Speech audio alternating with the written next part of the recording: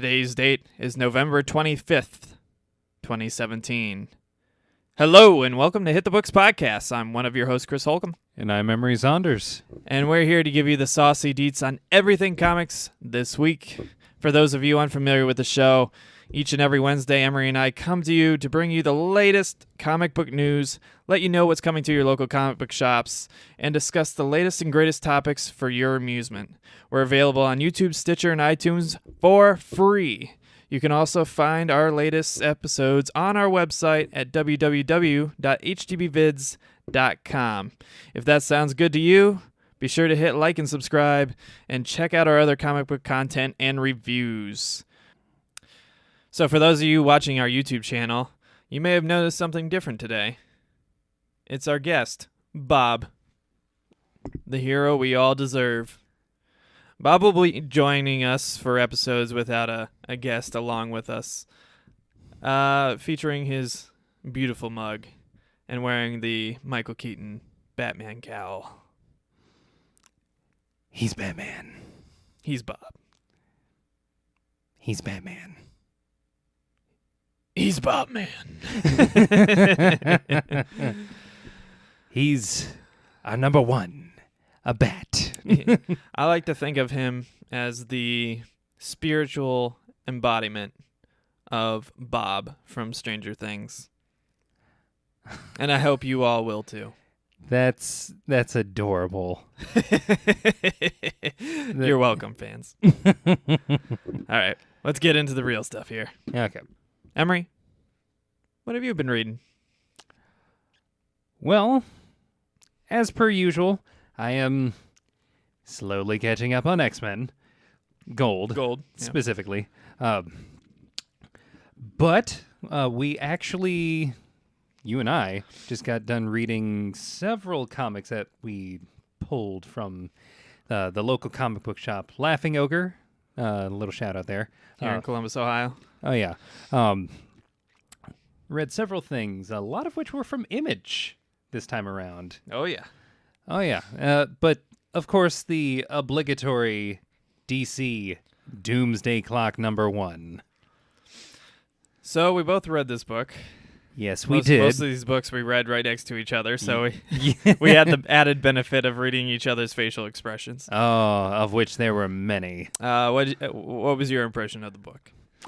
Okay, starting with Doomsday Clock #1, I have very, very mixed feelings about this one because I have a very soft spot for anything Watchmen related.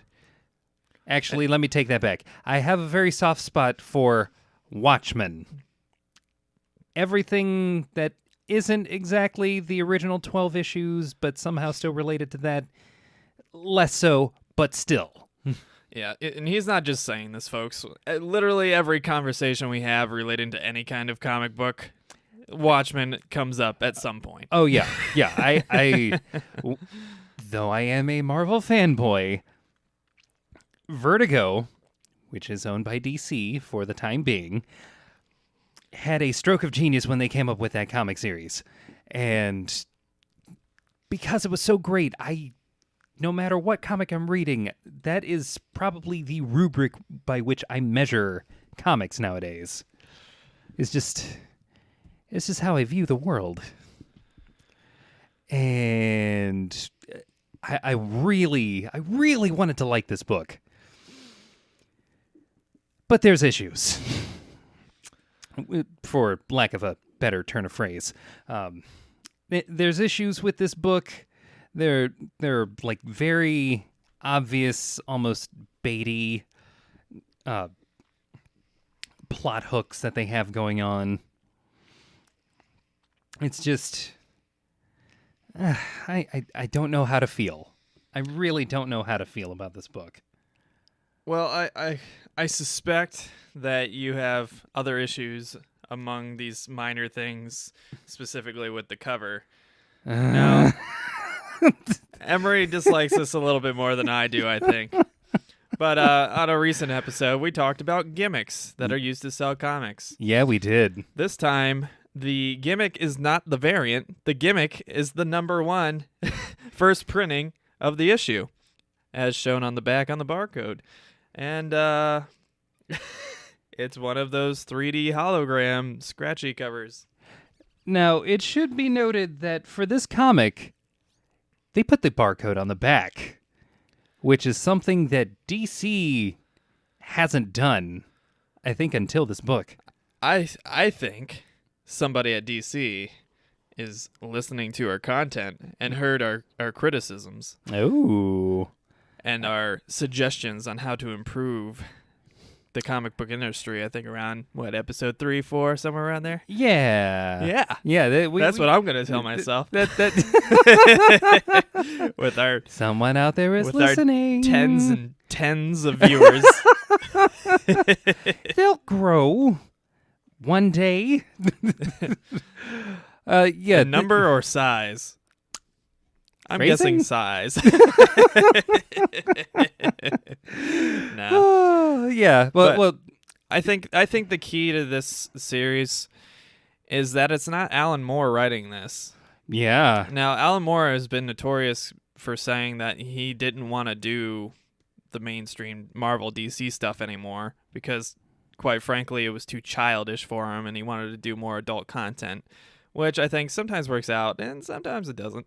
Yeah, to say the least. But it's interesting that Jeff Johns is the one writing this, because Jeff Johns is known at this point for being nothing but just nonsensical events. Sometimes good, sometimes bad, Yeah. Sometimes he hits it out of the park, and when he does, it's outstanding. And sometimes he drops the ball, and when he does, it's pretty low. Yeah. But at least he knows how to write dialogue. So even when the concept is a little off, the dialogue is enjoyable. So Yeah. obviously Jeff Johns, one of the main figures at DC Comics right now, one among the lead editors. You could definitely tell in the writing. But I thought it was interesting enough. I mean, the basic concept, this isn't really a spoiler because it happens right away. The whole concept is in the aftermath of what happened in Watchmen. Rorschach's journal went to the press. The press released all the information. President came out and officially told the story of what happened and what the goal was. And what this causes is a chain of events where the goal of nuclear disarmament halts suddenly. There's riots and protests in the street because, obviously millions of people died during the Watchmen incident. Yeah. If you haven't read or watched the movie Watchmen, you need to get to it. There are some differences in the comic book, so you should probably read the comic book before you see the movie. Yes. Please. Although I think what they did with the ending of Watchmen in the movie was far better than what the ending of the regular Watchmen comic was. I disagree. All right, well, you can enjoy your Octo monster thing. That's so stupid. A fucking random octopus thing at the end. It served a purpose. Yeah, I thought the Dr. Manhattan semi-nuke power thing was way more appropriate and logical. I don't know about the giant octopus thing. Yeah, for those of you who haven't read it yet, go out and read it and then watch the movie. I mean, I don't feel bad about spoiling things for you. Oh, for yeah, that comic. It's old. Yeah, that came in should like know what happened. 2008, 2009. But if you know what happened, it's still worth the read because it's the journey that's fun. Oh, yeah. Yeah. Also, leave a mention in the comments. Which one do you like better, movie or book? The debate rages on. I think the book is better until the end. Literally up until that point, the book is better, but the end is just so random. I think the change in the movie was appropriate. Yeah, for greater viewership, especially. There is actually a panel that shows like someone actually sketching out that thing before it's created. It's just so stupid. But it's served its purpose, so I guess I can't hate it too much. But Yeah. one of the few things I won't criticize Zack Snyder for is that change. So, Pro or anti-squid? Sound off. I have a feeling we're going to get a lot of thumbs up from Japan and a lot of thumbs down for everywhere else. For reasons. But the beginning of the book is basically all of this led to nuclear disarmament, halting, riots in the streets, governments can't control their people. Russia has now, without any kind of countermeasure from the United States because their nuclear arms have been compromised, at least as far as their ability to be controlled. Yeah. Russia has invaded Poland and is starting its track to conquering Europe, which has a lot of parallels to today. So I think it's very appropriate. There were actually several things that were happening in that world that were parallel to today. Yeah, but I think that was probably the big one because this leads to the United States freaking out because if they don't launch their nukes within a certain time limit, the Russians can hack their nuke infrastructure and render them useless. Yeah. And basically do what they want. And basically the premise of this book is that within a few hours, the world is going to go into full thermonuclear war because of Russia invading Poland and trying to essentially take over the entirety of Europe. And obviously there's the factors of the unrest everywhere else and, economics and the people and social structure and governments and stuff on top of that. But it's a really cool setup and premise. And then you have a different kind of Rorschach, I'll say. It's different. Breaking for reasons. Breaking some characters out of prison in a mission to try to find another character needed to save the world. I think if you're familiar with the comics and the movies, it's pretty obvious who that character they're going to be searching for is. Do you think what character was the deterrent for thermonuclear war in the original Watchmen? Right, and who was the one... Hence his name. Yeah, and also who was the one who could possibly join these two worlds? Yeah. So that's pretty interesting. I think it's an interesting setup. There's some things I'm like, ooh, I don't know how that's gonna work out. But I got the feeling you were much more negative on it. Well, the jumping off point that they have going all the way back to the original 12 issues of the original Watchmen comic, the very last issue does leave the kind of room that they needed for them to do this. Yeah. It just so happens that they decided to, one, have this take place in the 90s, which, I don't know, it kind of feels cheap. Two, it takes some liberties with these characters. To be fair, it would be difficult to have this book in 2017.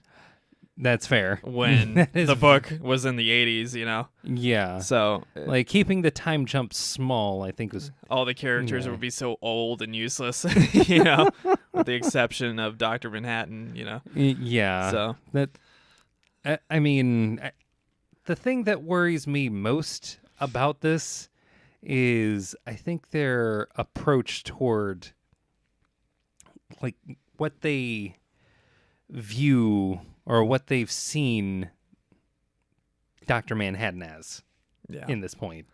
And there was so little of like the DC universe like even referenced in this book. Yeah. That when we finally got to it, it just seemed like, it's kind of out of nowhere. It seemed very jarring and out of place. I'm just very curious if Alan Moore gave his sign off on this story. I am almost certain that he did not. because I imagine this would be hard for DC to do without any kind of fan repercussions if they kind of fall on their face, especially if Alan Moore is vocally against it or just doesn't necessarily approve it or wasn't involved in the concept or anything. Yeah. I think Jeff Johns can do a respectful interpretation of his work and do, a kind of epilogue there, but I don't know. It's just a weird situation to be in, Yeah, I think it's even weirder that It'd be like, Alan Moore has kept silent about this whole proceeding. yeah, maybe I'll find like some kind of tweet or something about it. I don't know, but Yeah, I'll look around. I'm definitely going to read issue 2 Yeah. just to see where it goes. Yeah, I'm definitely, again, I wasn't rubbed as poorly as you were with the first issue, but I thought it was really slow, and it spent a lot of time telling us nothing. Right. And a lot of time doing nothing, really. Yeah. It's seemed a like thick book. It's not like a small, it's a thick book. It costs $6, I think. Yeah. I'm sure that's what I paid for it. It- Yeah, $6, $5.99. So it's it's a thick book. It's on, this This is this not cheaply holographic made. material. Yeah, it's they're putting a lot into it and investing a lot into it. And we'll see how it turns out. Yeah. I think that's the thing that I think bogged this down is, like you said, it was slow. And I think that's because it seems like how someone would interpret how a movie should go, or Yep. how like a TV series should start. Yeah, I could see that. And instead of going the like action-packed, hit the ground running approach, this one was very much it's like I'm already imagining Zack Snyder doing exactly what they did in Please, this no. book. Although Watchmen was one of his few good films, so Yeah. maybe they're like, well, you're not so good at this, but we can make this for you. Yeah, this might be the way to go for him. But it seemed like I was watching a show or a movie as opposed to reading a comic book. Yeah. All right. So, what else did you read? We read Maestros, issue 2. Issue number 2. Yeah. Yeah. We love Maestros. I yeah. love Maestros. I don't know. Do you love Maestros? I think it's growing on me. Yeah. Maestros from Image Phrasing. Comics, by the way. Let me look at. I always forget the author's name here. Steve Scrotch. Scrocey. Scroachy. Scrote. Also the artist. So he's got some talent, man. And the covers are always super cool. Yeah, it's very like hyper detailed.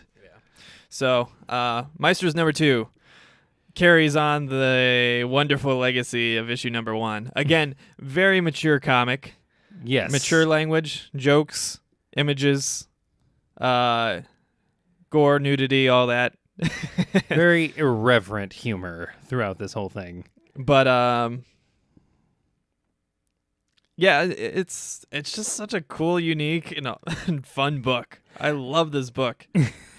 I can't get enough of it, and I can't wait for issue 3. God, I this character, this main character, I don't even remember his name, but I'm just gonna call him the Maestro because that's what he is. Yeah.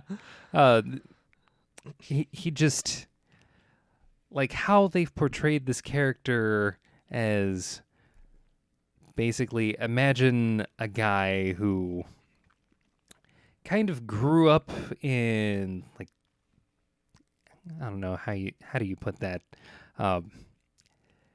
child to a single parent, somehow raised in like a pseudo Hogwartsy magical place where where everyone's a douche. Yeah, it's And somehow he comes out kind of well-adjusted. imagine a guy who is extremely insecure, has daddy issues, To say the least. and was a socially awkward fat kid Oh, growing up, it's but true. who eventually learned magic and then came back to Earth after getting in trouble for essentially nothing, Yeah. but having to go through extreme trauma before he went back as punishment. Oh, It's a funny book because he grows up to be a cynical smartass who just goes around making money doing magic tricks for people, which you see explicitly in the first issue. oh, yeah. And In all of its turgid detail.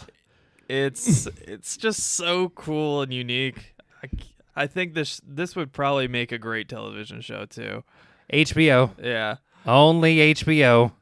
it's outstanding. I love this book. Oh, yeah. For this to be a show, you would need the perfect asshole. Yeah, I don't know if Robert Downey Jr. has any like awkward kids, but that would be the perfect combination. Oh my God, he could be the first one who then like dies and has like the awkward kid come in and take his place. Yeah. Yeah. Oh my It'd God, be so perfect. that would be. Oh my God. Yep. Hollywood, get on it. So yeah, if you're an adult and you're not reading this, you should read it. You need Oh, to pick yeah. it up and do yourself a favor. Again, preface: if you're an adult, because adults only for this one. We read a few other ones. I'll save Imaginary Fiends for when we do did the content match the drapes. Yeah, we'll talk about But- that one for that one. I can't reach this stuff. Can you reach that? Trying to remember what they all were. We read a book I mentioned last week that is a local title here in Columbus, Ohio, published by Scout Comics. It was written by some local writers and artists who were inspired by a creepy night down in Hocking Hills. It's called Long Lost. And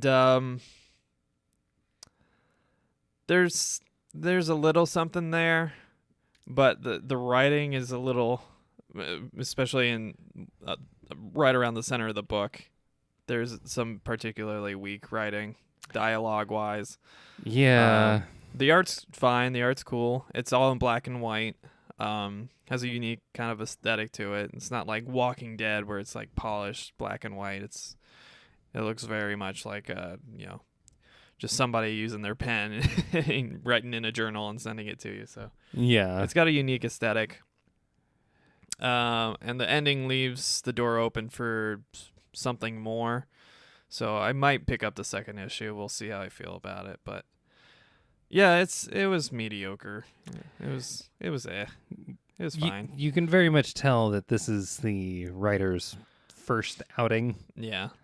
I mean, I'll probably pick up the second issue just to support local, writers and artists and see if they can pick me up on that second issue. But I felt like nothing really happened in the first issue. And there were some things that happened logically that was like, so you wouldn't do this, Yeah. They didn't take the next logical step forward, Yeah. There was a bit of it that didn't make sense, but again, it very much seems like this is the writer's first outing into Yeah. like doing comics. And, Absolutely. it's like the middle of this comic definitely shows that. Yeah. So Long Lost from Scout Comics, if that sounds interesting to you, go ahead and pick it up. I would tell you a plot, but there really wasn't one yet. It was more just, I felt like this entire comic could have been summed up in the first like 2 pages of any other comic. I think that's my biggest gripe with it. There was just, it started so slow and didn't really give me anything to look forward to. Yeah. It gives, there's one page at the end that kind of gives you like hope. So that's why I'll pick up the second issue. But other than that, I was a little underwhelmed. Another book we picked up, this is from Image. It's called Dark Fang. Dark Fang by Miles Gunter.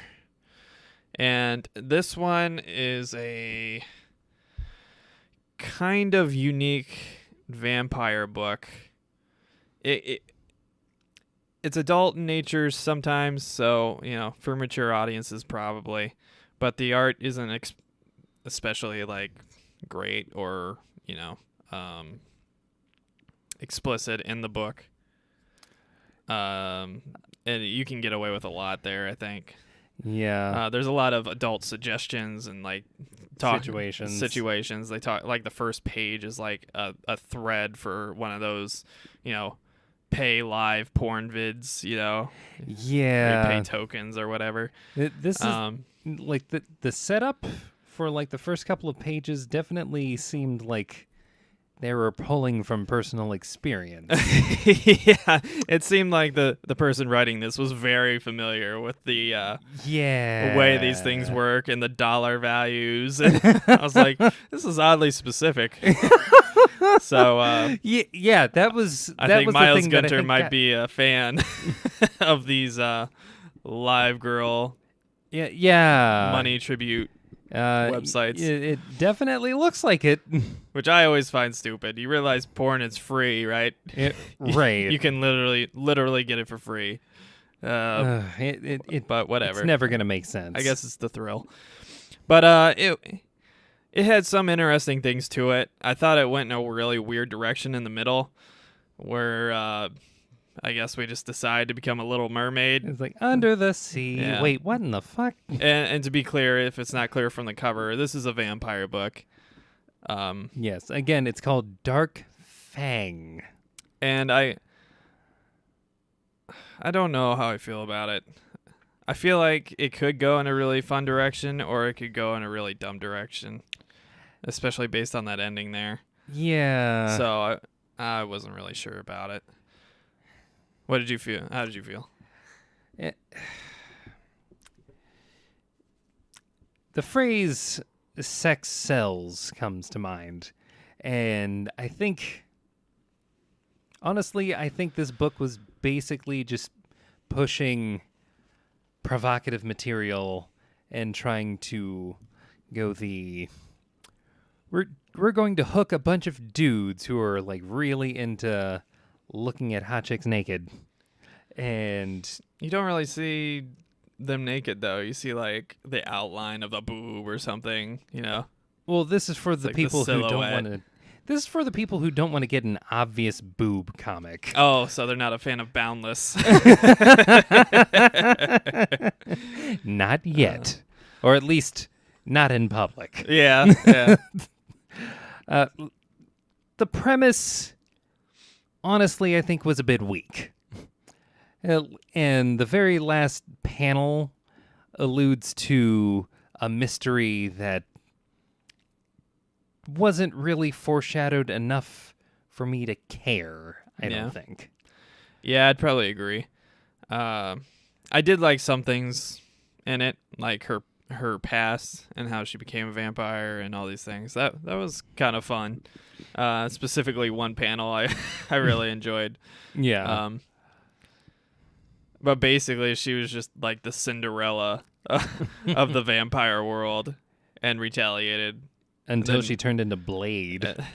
I think she's just, well, yeah. And then she turned into the Little Mermaid. There's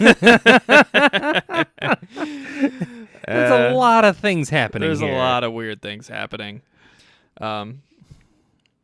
But I don't know. If that sounds interesting, if any of that sounds interesting to you, if you like vampires, if you like stories where a character is out of time because they were away, in this case, underwater for 100 years. Because that's just a thing she felt like doing. If those types of things and those types of stories gravitate towards you, you should probably pick it up. I don't know if I'll pick it up. It wasn't really hitting me where I wanted it to, but there were things in it I liked. Like there's one scene in it where I really enjoyed and thought that was clever, but then it went in a really different direction after that. I was like, whoa, I don't know if I like this. Yeah. So, yeah, it's a little different. Another book we read is Void Trip by Image Comics. This one written by Ryan O'Sullivan. I got this one almost exclusively because it was a #1 and it had a cool cover. Unfortunately, the content inside wasn't as enjoyable, and it reminds me of like the worst Cheech and Chong movies. Like, I think we've made a huge mistake. I was getting Cheech and Chong vibes very strongly in this book. It's like if Cheech and Chong were exclusively on psychedelics instead of just being stoned, that would be this book. We didn't need this. We really didn't. We Yeah. really didn't need this. I mean, I think they were going for like a Fear and Loathing vibe in space or something, but the thing about Fear and Loathing in Las Vegas is it doesn't make any fucking sense. Nothing in that movie makes sense. There's no coherent plot in that movie. It's just funny for like people who have been on psychedelics and shrooms and stuff and have an idea of what that's like. There is a plot. There's not a plot. There's a plot. It's Johnny just- Depp being Johnny Depp in the desert and in a hotel room. There's a plot to that movie. It's just you could sum that up in like 5 words. I'm here to do my job. It's just that, you know, like when you get down to the nitty-gritty, his job was supposed to be like being a journalist? Ish. Ish.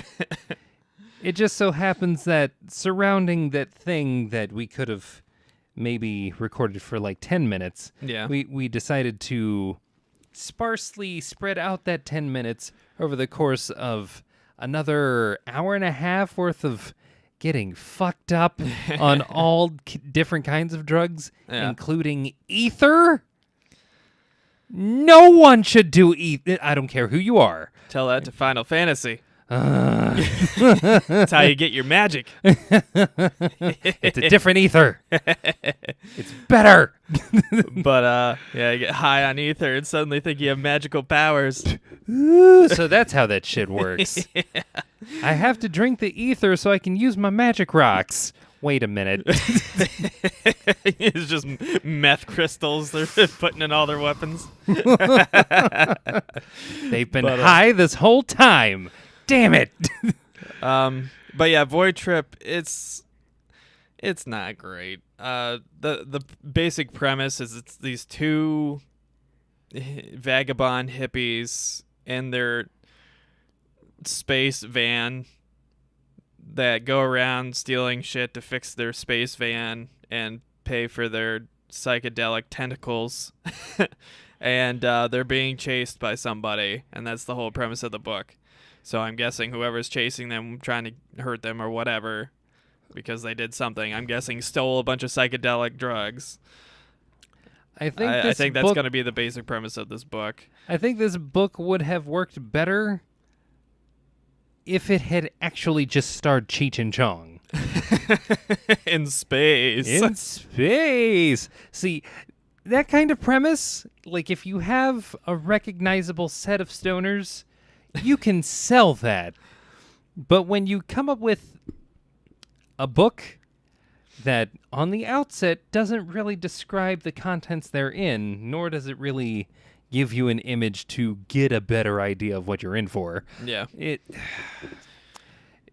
I think the thing about this book is that I was hoping for something else, and what it gave me was not what I was looking for. Yeah. So if that sounds like an interesting concept to you, go out and pick it up, but I wouldn't recommend it personally. It wasn't to my taste, I'll say. Yeah.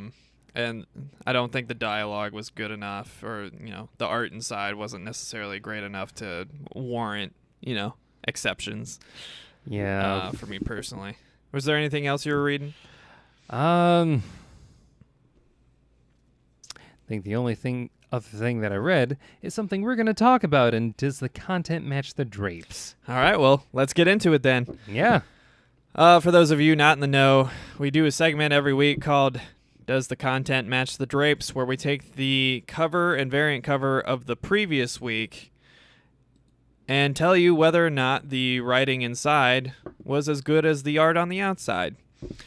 This week, we had the task of taking Imaginary Fiends and possibly looking at Angel, Season 11, Issue 11. But again, if it's too far into the series, it's really hard to catch up. I didn't watch the show, and I certainly am not going to read that many comic books just to get caught up with it. especially in a week. So Yeah. I would And- still say this comic is collectible with just the cover art alone. Oh, yeah. But I have no idea whether the content is any good. So unfortunately, we can't give you a recommendation on that one. Sorry, folks. But we were able to get Imaginary Fiends #1. And Imaginary Fiends from Vertigo, likely going to be the new headliner for the relaunch they're doing early next year. It's written by Tim Seeley, who has done a ton of great stuff for DC, and drawn internally by Stephen Molnar. And the cover was by Richard Pace. So shout out to all those creators and artists. I love this book. I thought it was an awesome setup for a really cool concept. Yeah, I would say this is easily, out of all the ones that we just read, this one was my favorite. I think this one very easily thumbs up. Oh, yeah. The content did match the drapes, and then some, I'd probably say. Oh. It was Yeah. really kind of cool and fun and interesting. The basic concept of this book is,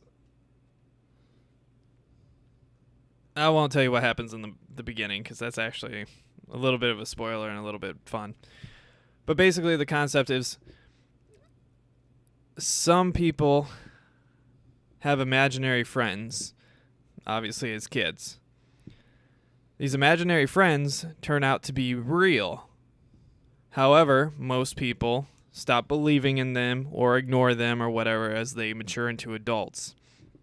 But these creatures, which are parasites from a different dimension, if the parasites grow strong enough in your mind and strong enough in their connection to you, they can become empowered to affect the physical world, including the host.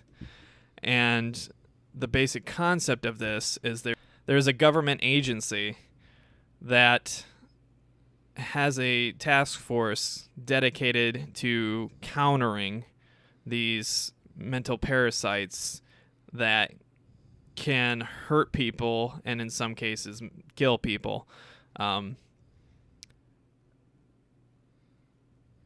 And unfortunately, there isn't really a way for a physical person, specifically a physical person who can't see these imaginary creatures, to do anything about it. So they have to acquire talent, so to speak, who are able to see these creatures and have a creature of their own that they can have help them combat these other creatures and other hosts that may be harming people. And a key note of these creatures is that once they feel the emotion of fear, it's like a drug to them, and it emboldens them and makes them kind of go crazy.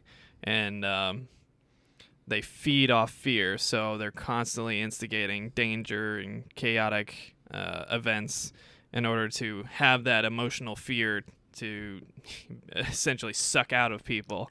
And this isn't limited to the host once they become this empowered level. And the more they feed, the stronger they become, and the harder they are to get rid of, especially if the host is committed to believing that they are factually real.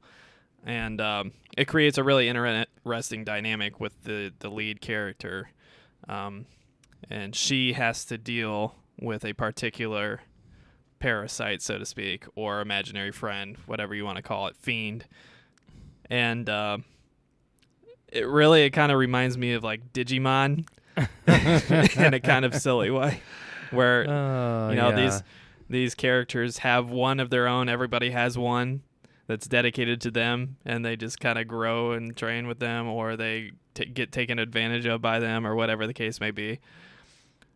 But see, now I'm having flashbacks of like watching the individual Digimon evolve, and that like somehow being a big deal. yeah, Also, if for some reason you, the writer of Imaginary Fiends, is somehow listening to this, Tim Seeley. yeah, Tim Seeley, don't go that route. What you have right here is gold.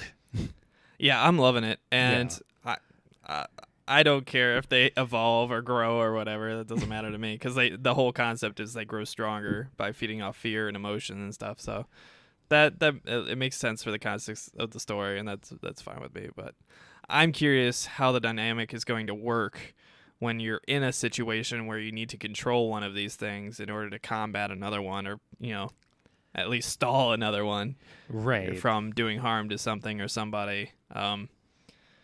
Because we haven't seen that yet. In this Right, first issue, we have the setup of the premise. We have some interesting backstory, and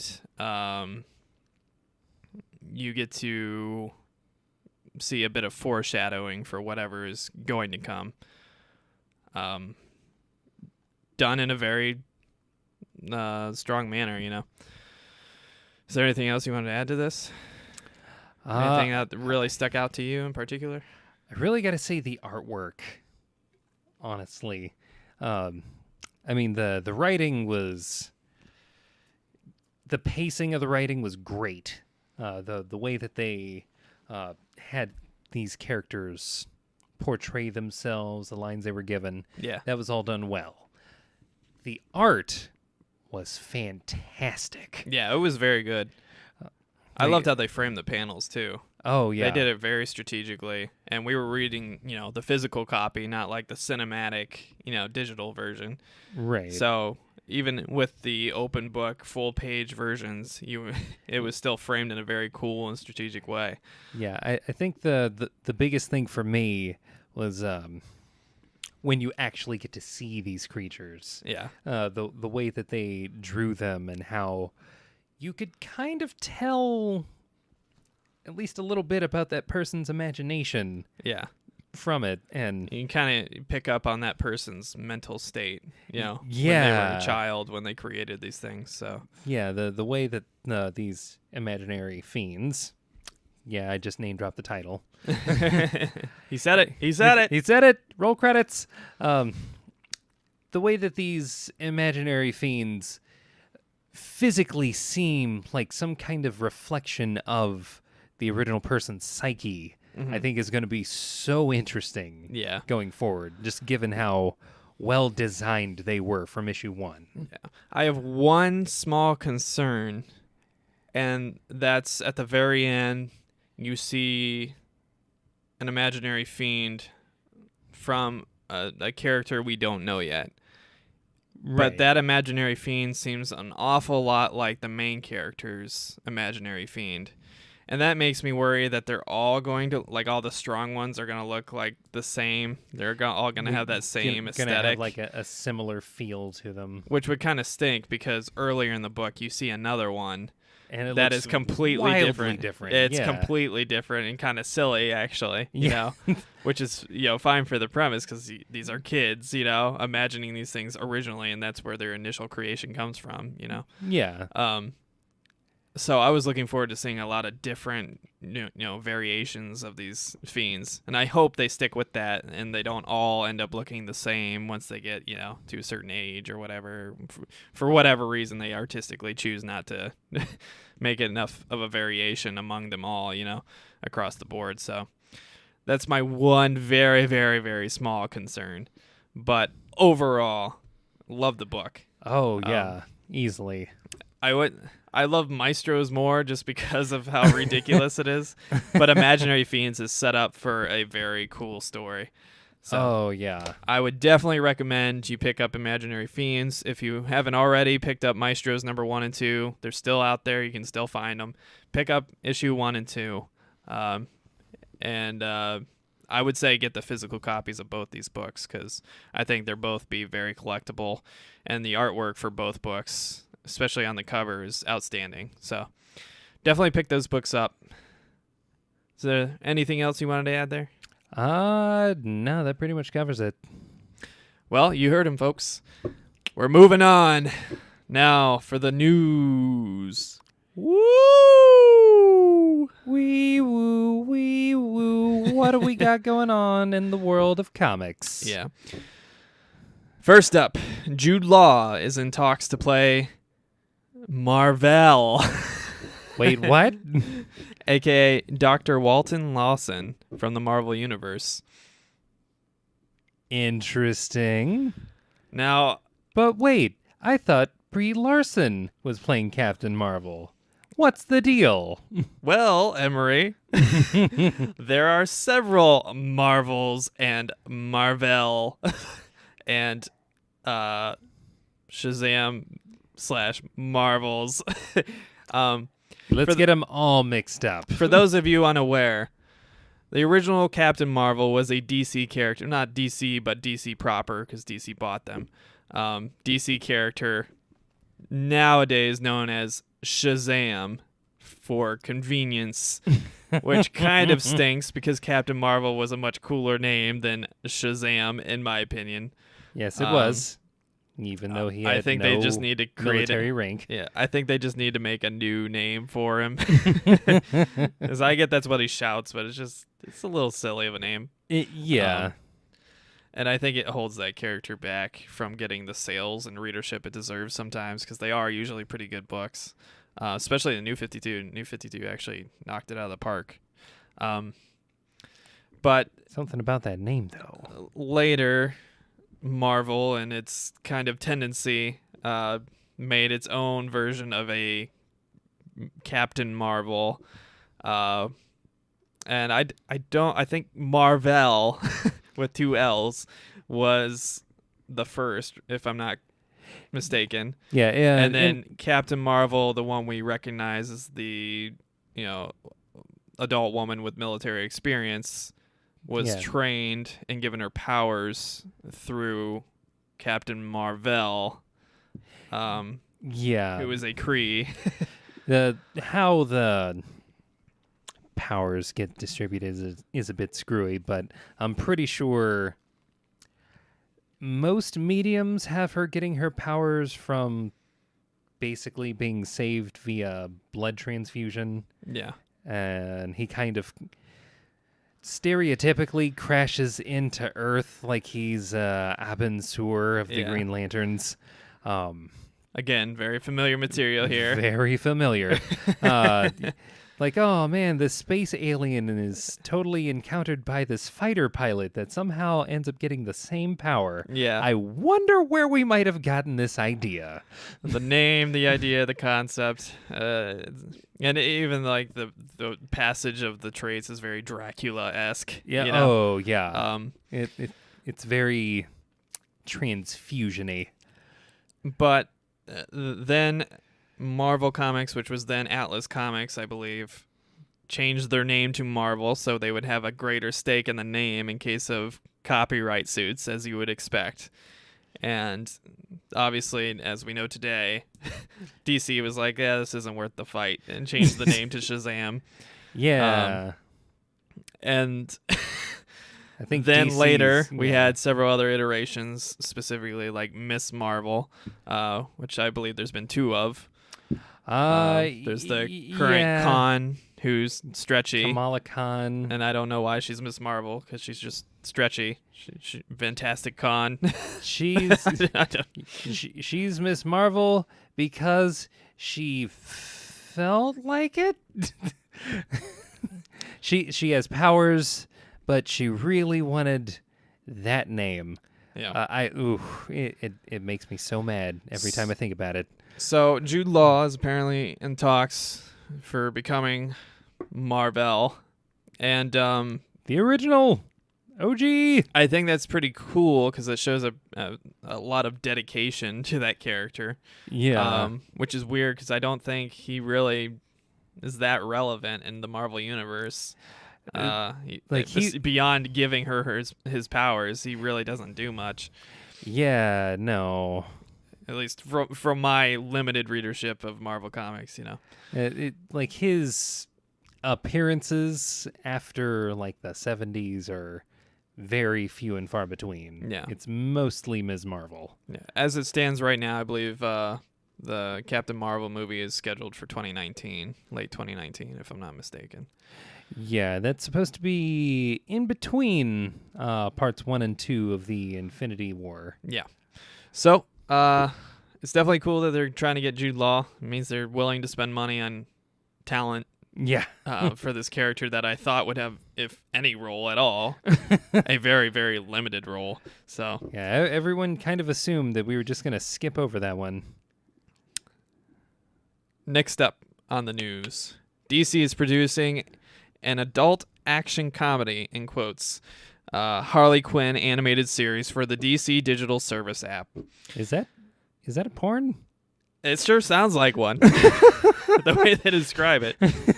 I kind of think it's going to be more like Stripperella. I don't know if you remember that was on FX with Pamela Anderson. I do. It wasn't a porn, but it was pretty close. As close as you can get to it without the actual really deep-seated guilt of Yeah. I just watched a porn. I just watched a porn cartoon. Oh. So that's... I don't know what they mean by adult. Maybe it's just adult language and maybe violence or something, but... Or maybe it's just meant for HBO, like Game of Thrones. DC just keeps trying to milk Harley Quinn in every way possible, and I'm getting so sick of Harley Quinn. And they're using her, with the exception of Batman White Knight, they keep using her wrong. Yeah. It's like literally it's just trying to use her as eye candy again and again and again and again and make her into a pseudo good guy, which is not what she is. Never. Historically, never is that a thing. I'm just getting so sick of this Harley Quinn stuff. It will feature characters such as longtime friend Poison Ivy. The show is being written by Harley Quinn writer Amanda Connor, and Margot Robbie is apparently being asked to perform the voice acting for the 26-episode series. It will join the Titans live-action show and the revived Young Justice series on the DC proprietary app, which I think is going to fail. Is going to fail epically. Because people don't want to pay another $10 for another app for 3 shows. It sucks that Titans is going to be exclusively on there because I do want to watch that. I don't know if Young Justice is going to be exclusive because I thought Netflix had picked it up, but it will at the very least be on the app. Yeah. But yeah, I'm not super excited about this news. The DC app alone is enough for me to be discouraged from wanting to watch it, and then you add the fact that they have to advertise that it's an adult Harley Quinn animated series, and that just that sentence alone just annoys me and grosses me out because I'm it's clearly exploitative, you know. Oh yeah, they're clearly just exploiting a very crude version, a kind of shitty version in my opinion of the character. We know what all of you older comic book fans really want. And that's what this is. To me, that's further confirmed. Maybe it's bias confirmation, I don't know. But I think it's further confirmed by Margot Robbie being solicited to be the voice actor for who, to my knowledge, has not done voice acting. But maybe she has. I don't know. It just seems kind of struggling strange to think of anything she's done as far as voicing anything. Honestly, I refuse to watch Suicide Squad, the movie, because I will believe that trailer, that epic Bohemian Rhapsody trailer, was reflective of the wonderful movie it was until the day I die. And I will not watch any evidence to the contrary, specifically the movie itself. I swear to God, I'm going to Clockwork Orange you. I'm going to... No! I will be nice and I'll replace gently my head with Bob. You'll never know. I will be gentle and make sure to eye drop your eyeballs as they are permanently fixed open and made to watch the thing that a lot of us regret. I can't talk. That movie made me dumb. It hurts. I don't care. I don't care if that movie made me dumb. I have to share in my misery. You were going to watch that movie. Yeah. But I've heard that Margot Robbie's accent and voice for Harley Quinn was very inconsistent and weird. She would try to do the kind of pseudo New York thing, but then she would kind of flop on it later, and she would have a weird British accent going and just a bunch of... I'm pretty sure she's Australian, so I'm sure that bled in there a little bit. Yeah. I don't know. I don't know. If you I guys know are, you're going to watch that movie eventually. no, I refuse. I refuse. I want them to cancel this movie series altogether. I refuse to watch another one. I'm sure they'll cancel it right after you watch Suicide Squad. Oh no! What if that was their stipulation? Chris Holcomb, host of Hit the Books podcast, We will end it. needs to watch Suicide Squad from beginning to end, Or including credits. Or And- we're going to keep up with our current DCEU. We're going to have Snyder run this universe to the ground. Ride or die, motherfucker. Ride or die. It's your choice. Next up on the news, Lizzie Kaplan from Mean Girls and The Interview and a few other movies. Yeah. Has been hired to be the female lead opposite of Channing Tatum in the upcoming Gambit movie Ooh. Don't fuck up. from Fox. The character is going to be playing the lead opposite to Channing Tatum and has yet to be named. The movie, directed by Gore Verbinski from Pirates of the Caribbean, is slated to release February 14th, 2019, aka Valentine's Day. So, Gambit superfan, you're looking forward to this, right?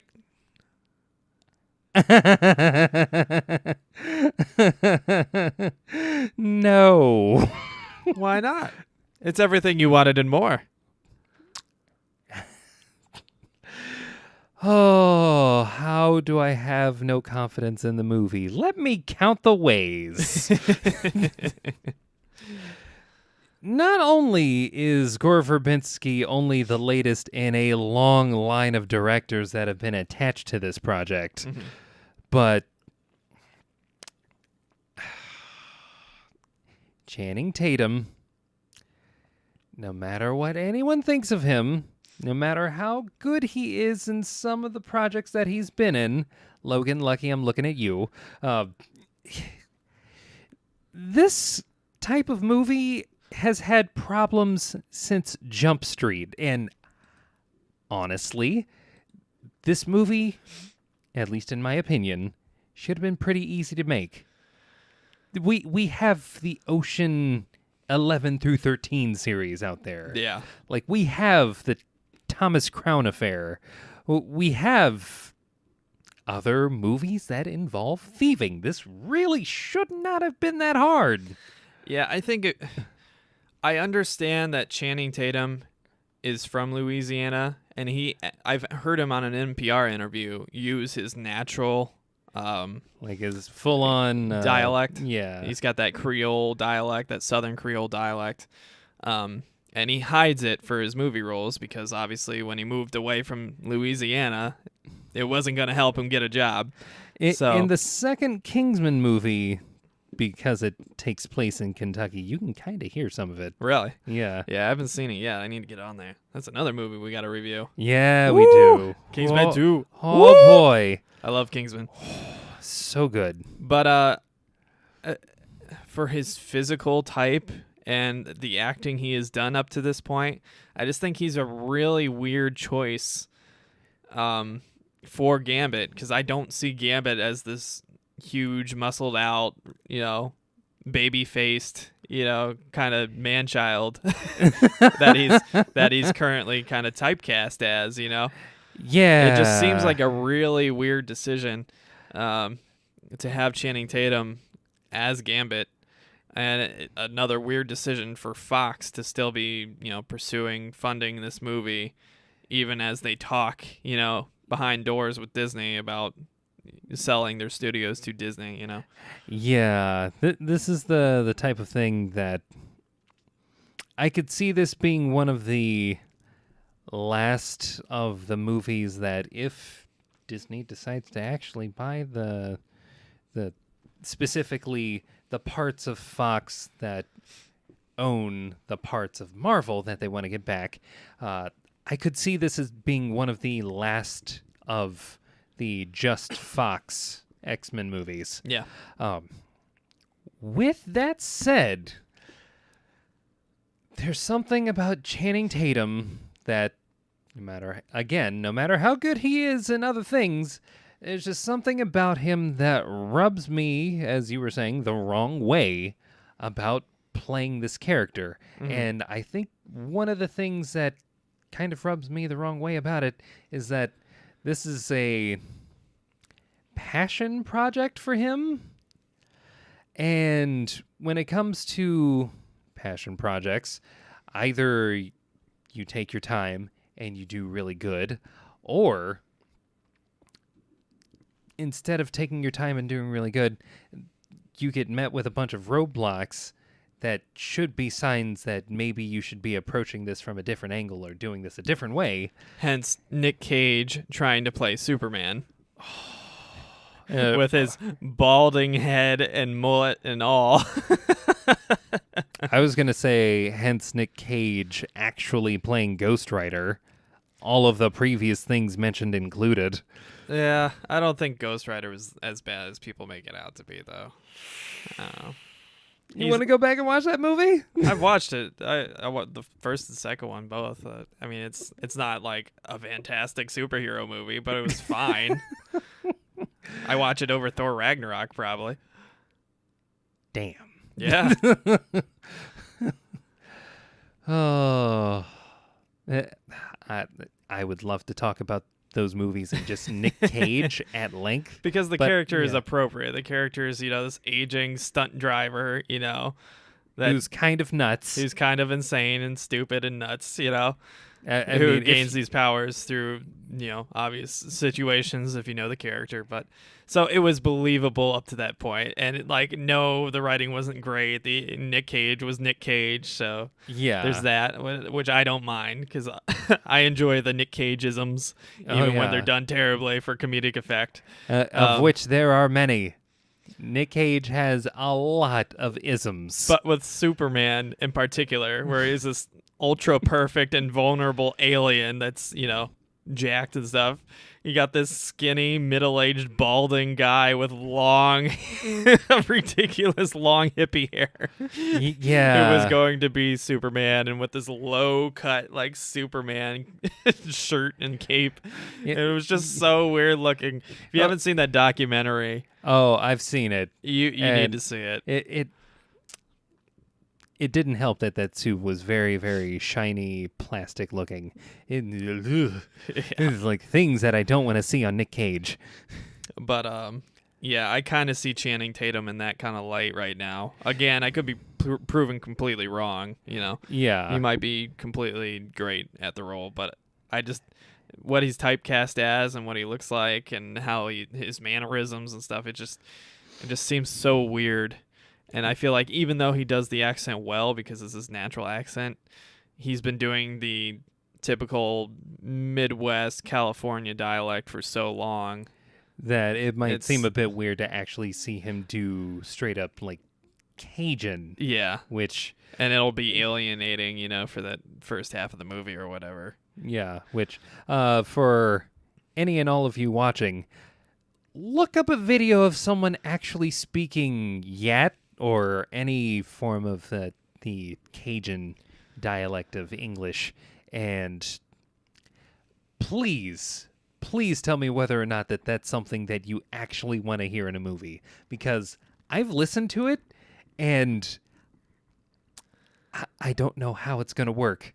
I don't know how. I like it in the proper context, but I think it'll be very hard to understand sometimes. Yeah, especially if they lay it on thick, yeah, I literally don't know how they're going to pass off actual Cajun without subtitles in this movie.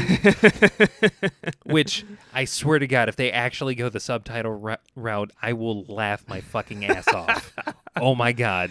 Well, he's going to speak French eventually.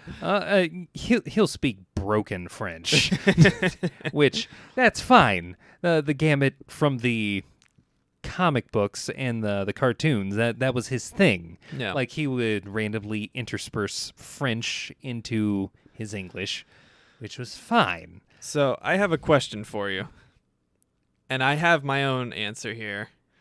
Of course. Who do you think should play Gambit as of right now?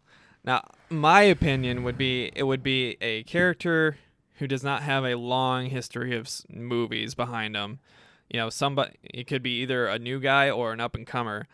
My nomination would be the actor that plays Poe Dameron in the Star Wars movies now. Oh, I'm forgetting his name. Yeah, Oscar Isaac. Oscar Isaac, yeah. I feel like he looks the part, and he could probably play the part based on what I've seen from that first Star Wars movie. I would agree with you. The only problem though is that he already played Apocalypse, which, mind you, people Nobody would recognize him, Oh, though. yeah, It was so rapey, though.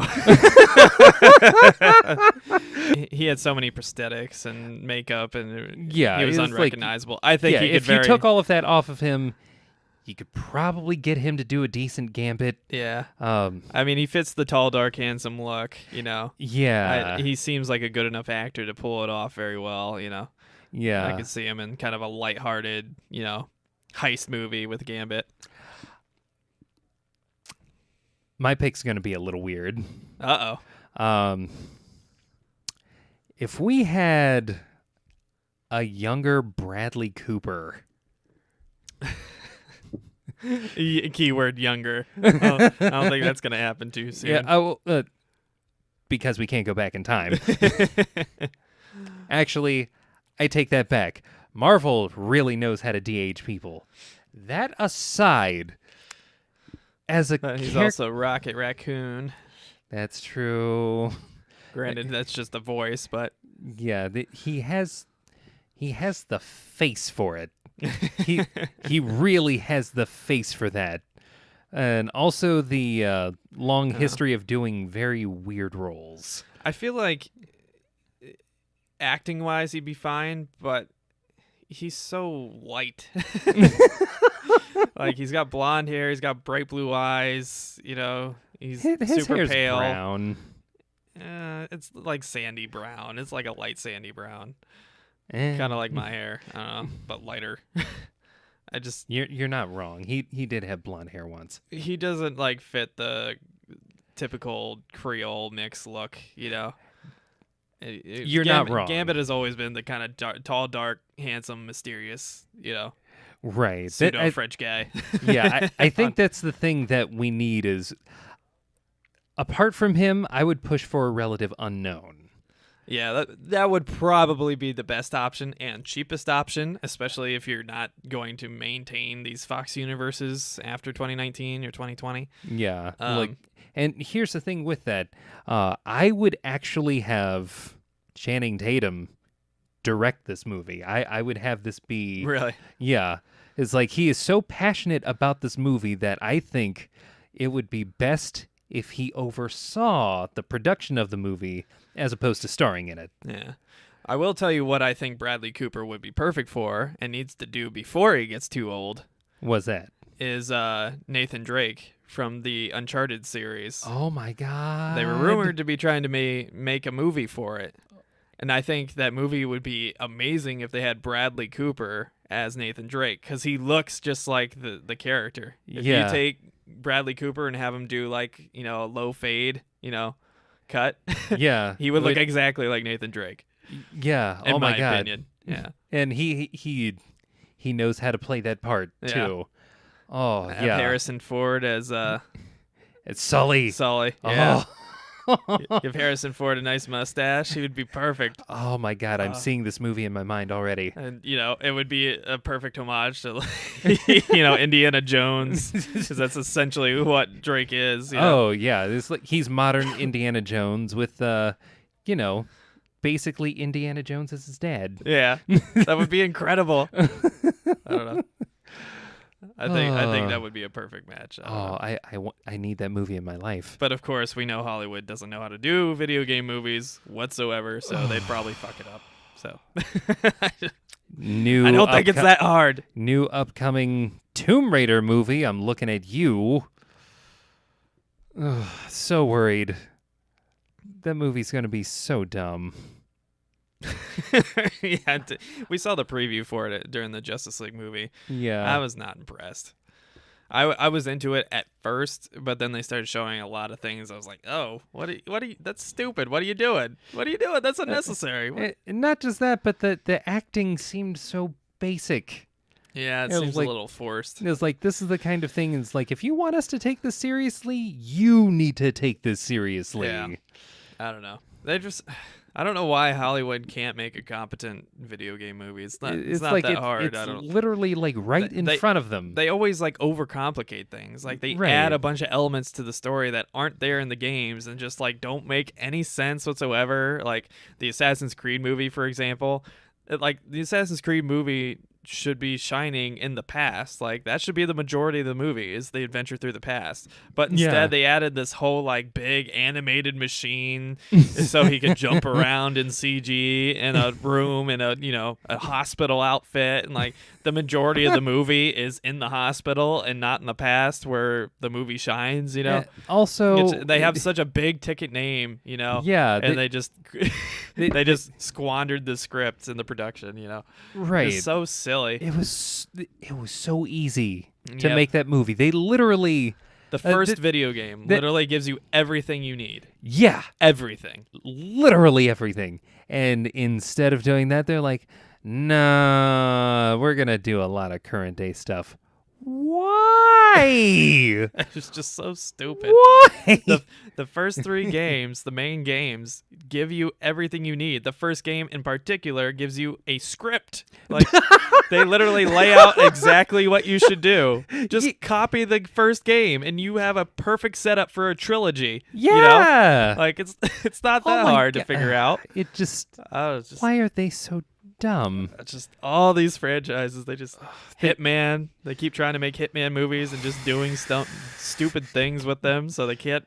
It hurts. It's just It's- they're always so close. They get the look right sometimes. They get really good actors for the roles sometimes, but the story is the story always dumb. stumbles and fucks up, and the lines are always terrible. And like they try to add like all these goofy homages to the video game that are just totally out of place and ruin the movie. It's like the closest thing to like being an okay one I thought was the Prince of Persia movie. I didn't see it.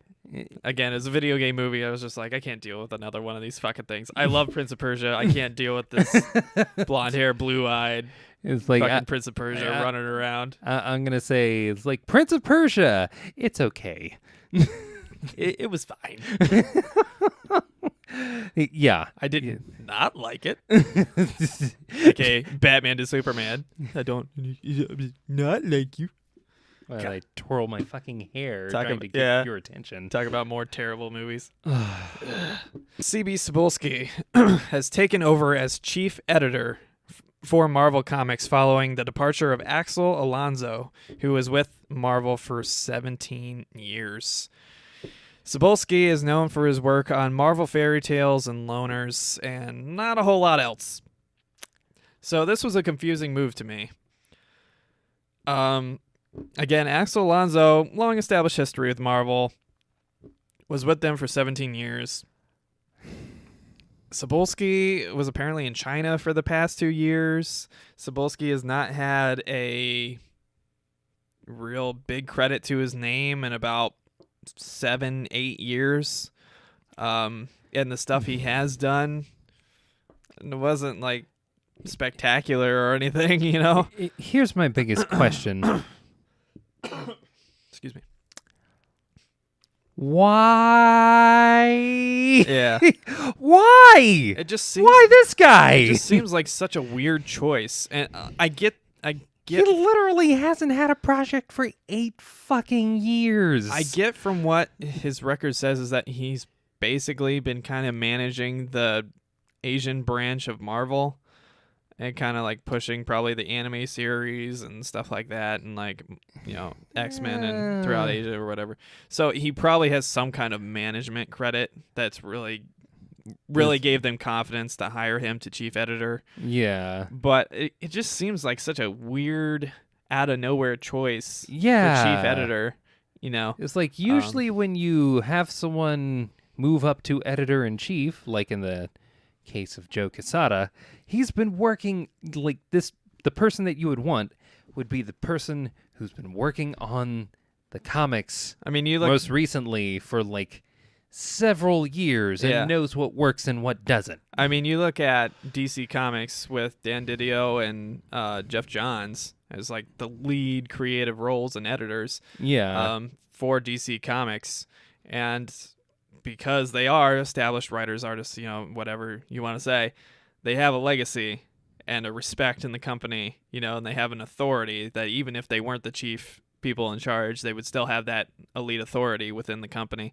Oh, yeah. Yeah, definitely. And they've made a lot of great choices that reflect that, such as the price reductions, the 2 issues of the main lines, the finally putting some of the barcodes on the back, small things like that. They still have some work to do, but Yeah. overall, they made a good decision with this guy, Cebulski. I'm like, this guy, he hasn't even been in the United States for the past 2 years, and you're promoting him to chief editor in New York, like he's going to have to command authority, amongst the employees and command respect amongst these employees who are probably more established and more senior Yeah. to him and have more established, legacy within the company. It just seems like a really out there strange decision.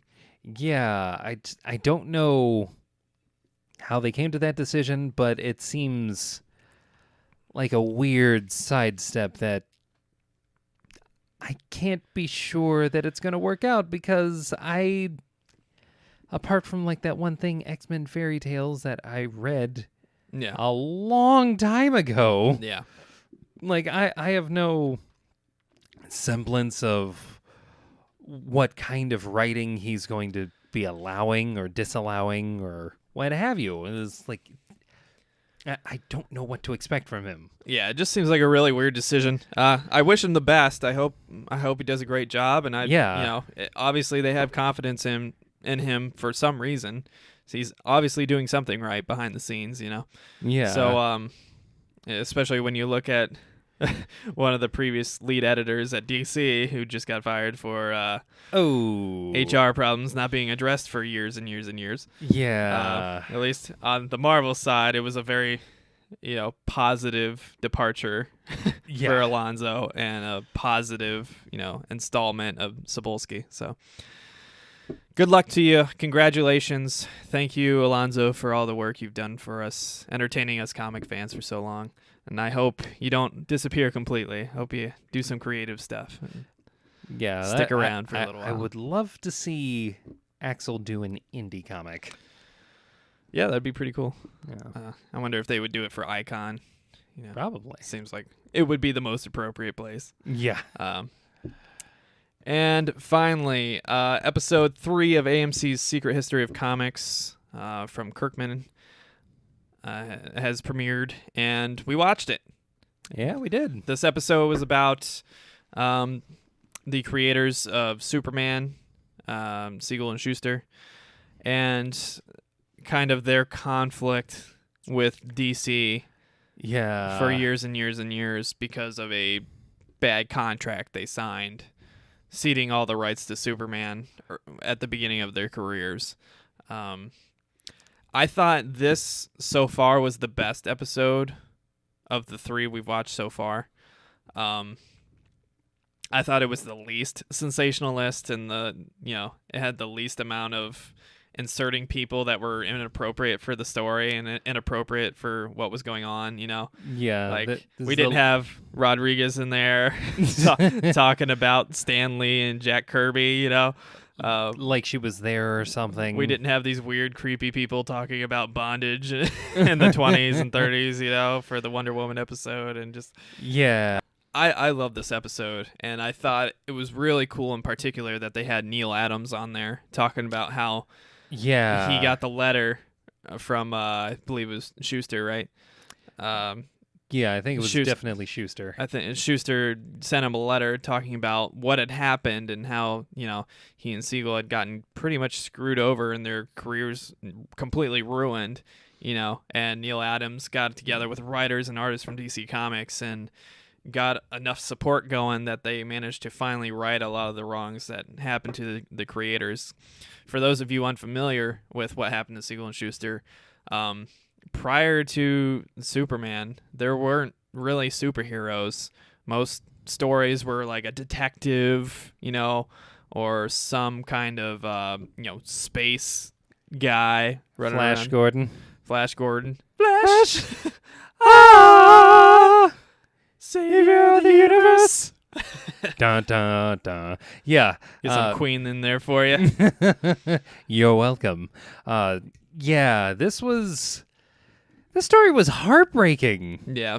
But basically, these guys, they created the first, real superhero, Superman, for Action Comics, which was owned by DC.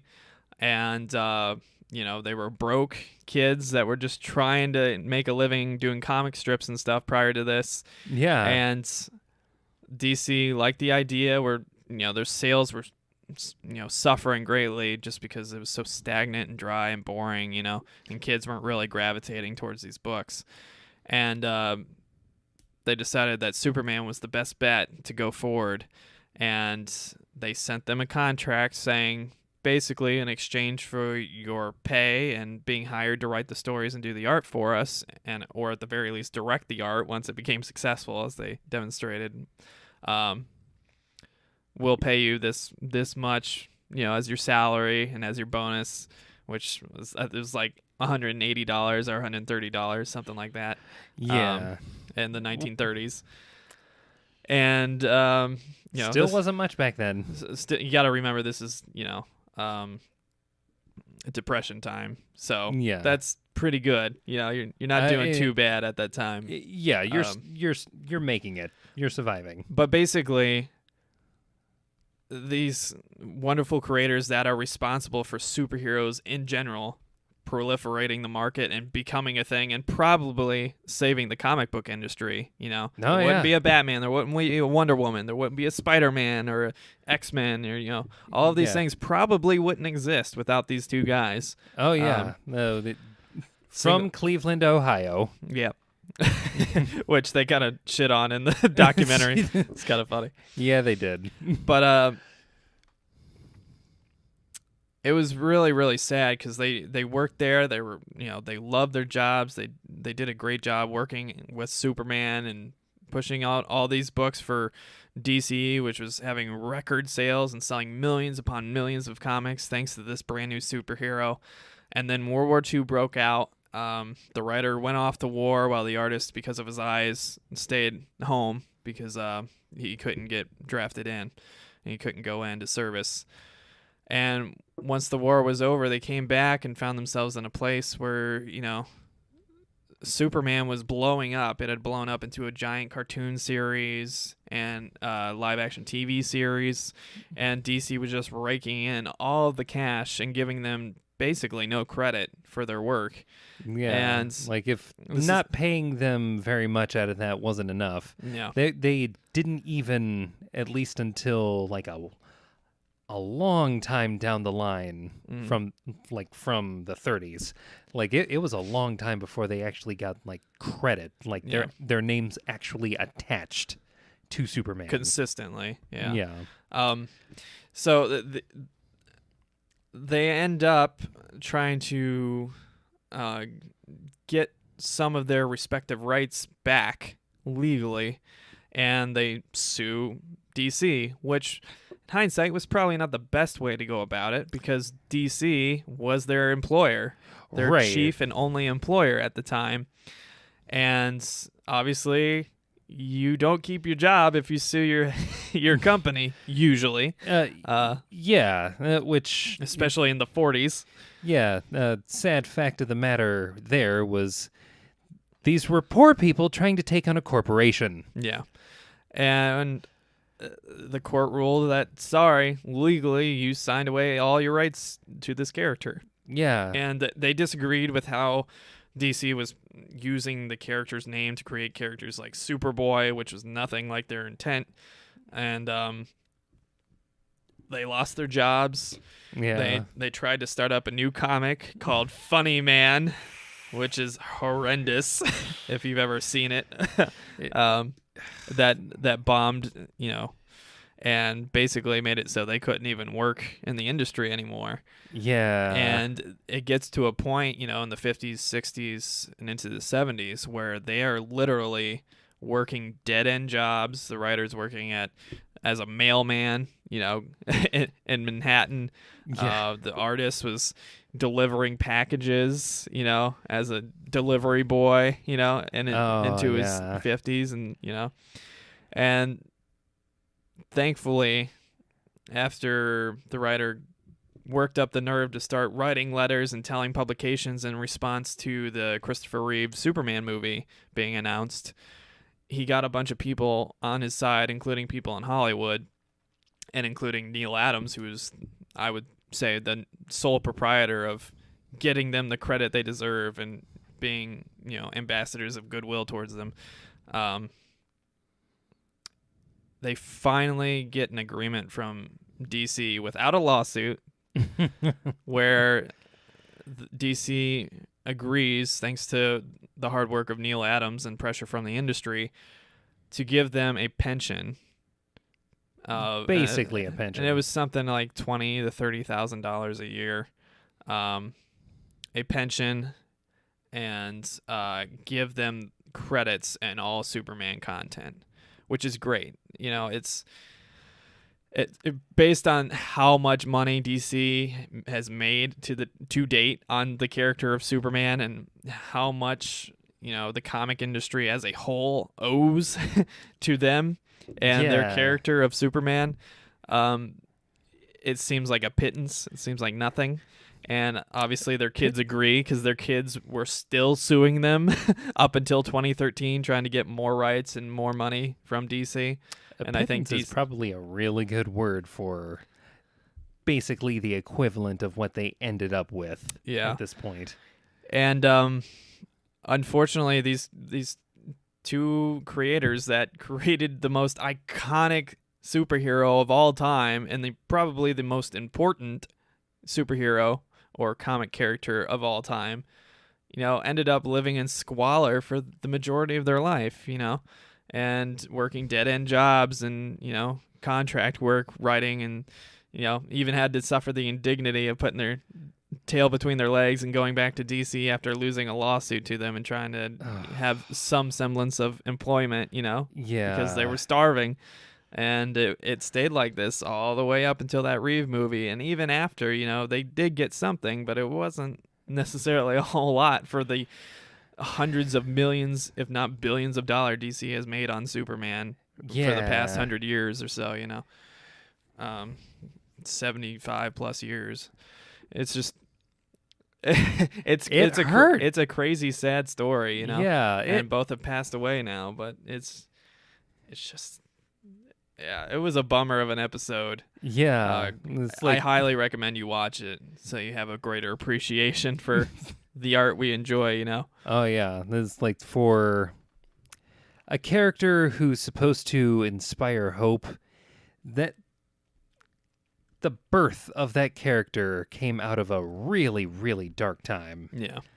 And you notice a lot of the parallels with the Jack Kirby story and how he was treated by Marvel and, previously Atlas Comics, So it's not just an exclusive, DC thing or an exclusive Marvel thing. It's, across the industry. And I think that's why a lot of artists and creators like Jim Lee and Todd McFarlane left and went to pursue their own, business, because they recognized how shitty the industry was to its creators, specifically the artists, but also in a lesser extent the writers, Stan Lee probably being the one exception. Excelsior. Behold, true believers. And that, my friends, is the news. Well, what books are we going to be hitting up this week? Well, Emery, I thought you'd never ask. We don't have a lot this week. It seems this is annual week for DC, and IDW has the greatest number of releases, which is very unusual. And again, IDW mostly variant covers, so not going to read them, but feel free to enjoy those. From Marvel Comics, we have America number 9, Legacy. Hey, you shut it. Why is this a Legacy comic? It's 9 issues in. Its entire history is 9 issues. That is not deserving of a legacy issue. Every time I hear it, it's going to make me mad. Every time. Just so silly. God, America #9 legacy. Ooh. We have Dark Hawk, number 51. Legacy. Why? We have Jean Grey, number 9. Legacy. Oh, come on. This is only her first solo. We have Moon Knight, number 189. Legacy. All right. We have Old Man Logan, number 31. Legacy. Oh, come on. We have Secret Warriors, number 9. Legacy. What the? We have Spider-Gwen, number 26. Legacy. Shut the. Ooh. We have Star Wars, Jedi of the Republic. Mace Windu, number 4. Too long. Fucking nerds and their long-ass Star Wars titles. We have Star Wars, Poe Dameron, a.k.a. my desired Gambit. Oh, yeah. Number 21. We have U.S. Avengers, number 12. Legacy. Ooh, you don't deserve it. We have Venom, number 158. We have... Oh, come on. That one isn't a legacy title. They had legacy title like 2 weeks ago, though. So Make up your mind, Marvel. we have X-Men Blue, number 16. And that wraps up our Marvel releases. Now, something to note about the Marvel releases this week and last week, it's a lot of those transition holographic covers. Yeah. So if that's not your taste, you probably want to go digital. But always support your local comic book shops, but be aware. It's a lot of those transition covers. Some of them are good. There's a lot of good, brightly colored ones. The more simple they are, the better they look. The Moon Knight cover was a transition cover, and it was not executed very well at all. It looked the ad on the back of the cover was a better transition cover than the front of it. So it hurts. You are warned. From Image Comics, we have Kill or Be Killed, number 14. Lazarus, X plus 66, number 5. We have Renato Jones, Season 2, number 5.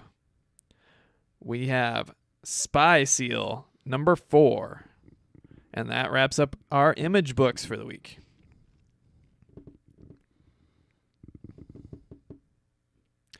From Dynamite Entertainment, we have Justice Inc. Faces of Justice, number 4. Justice. For great justice. We have from DC Comics, Aquaman Annual, number 1. We have Batman Annual, number 2. We have Batman, Creature of the Night, number 1. We have Dark Days, The Forge and the Casting, number 1, Director's Cut. We have... Wait, Director's Cut? Yep. This is not a... You know what? Let's just keep going. Enjoy. We have Green Arrow, Annual, number 1. We have Injustice 2, Annual, number 1. It's weird. Injustice getting an annual book. Yeah, that's weird. We have Justice League of America, Annual, number 1. Lobo, as a member of the Justice League, is ridiculous. Please stop it. Yeah, if anything, he would be taking the entire Justice League for the sake of a bounty. That's what he would do. Especially as a member of the Justice League of America. This guy is basically an intergalactic, invulnerable god. Bounty hunter. Why would he... He's a bounty hunter, but he's also, like, invulnerable. Basically. He can beat Superman. Like, that's pretty invulnerable. That's pretty godlike to me. He can regrow himself from blood cells. And he's part of the Justice League. Not just the Justice League. Of America? Oh. Of all things. Just seems so stupid. All right, I guess. We have Mystic U, number 1, which looks like it's going to be DC's version of Hogwarts, led by Zatanna. We have New Talent Showcase, number 1. We have Super Sons Annual, number 1. And that wraps up DC Comics. From Boom Studios, we have Hi-Fi Fight Club, number 4. We have Labyrinth, 2017 special, number 1. Yes, that Labyrinth. Aw. From Lion Forge Comics, we have Catalyst Prime, Kino, number 1. From Oni Press, we have Heartthrob, Season 2, number 5. We have Carjamax, Season 3, number 5. We have Knights Dominion, Season 2, number 4. We have Rick and Morty, number 32. From Dark Horse Comics, we have BPRD, The Devil You Know, number 4. Ooh. From Scout Comics, we have Graveland, number 3. We have Heavenly Blues, number 5. And we have Solar Flare, Season 2, number 2. From Aftershock Comics, we have Dark Arc, number 3. And Fujitsu, number 3. From Archie Comics, we have Archie Comics Double Digest, number 284. And that short list wraps up everything coming to your local comic book shops Please support your local comic book shops. and digital devices this week. Now it's time to hand out the prestigious Nay Life-Changing Award of Cover and Variant Cover of the Week. Oh yeah. Oh yeah, get it. Okay, well, what do we have for our original cover of the week? Now, to be honest, this week, obviously, not a lot of volume to pick from. And You're not wrong. quite frankly, the variants weren't much better either, even though they had the volume, thanks to typically IDW, but they weren't very good. So, this week, not the greatest week for variants or regular covers. It's a very, very light week, and I'm guessing it's just because after Thanksgiving sales dip a bit or whatever, and the holidays are coming around, so everybody's taking vacation, so they write these stories ahead of time and send them off, and Yeah. good enough. Like, well, they'll pick it up. Yeah. So keep that in the back of your mind as we read these awards. Still great artwork, still respectable. Not the best, Right. especially in previous weeks. We've had some pretty good ones in recent weeks. Yeah, not particularly like super wow, but still good. For our regular cover of the week, we have Batman Annual number 2. Cover illustrated by Lee Weeks. Now, this cover, I ordered this cover primarily because of the angle. It's taken from a perspective of, say, like somebody peeking around the corner at some superheroes having a big battle and duking it out. You know, you can imagine like somebody hiding behind a wall and looking, Yeah. across. And that's the kind of perspective you get from this image, where you see Batman and Catwoman bursting out through a window, glass shattering everywhere and, falling through the sky with the city in the background and stuff, Yeah. It's a pretty cool cover, and I think it stands out more than the other options this week. Now, remember, when this hits store shelves, it's probably going to have the giant Rebirth banner at the top, which eats up half the cover.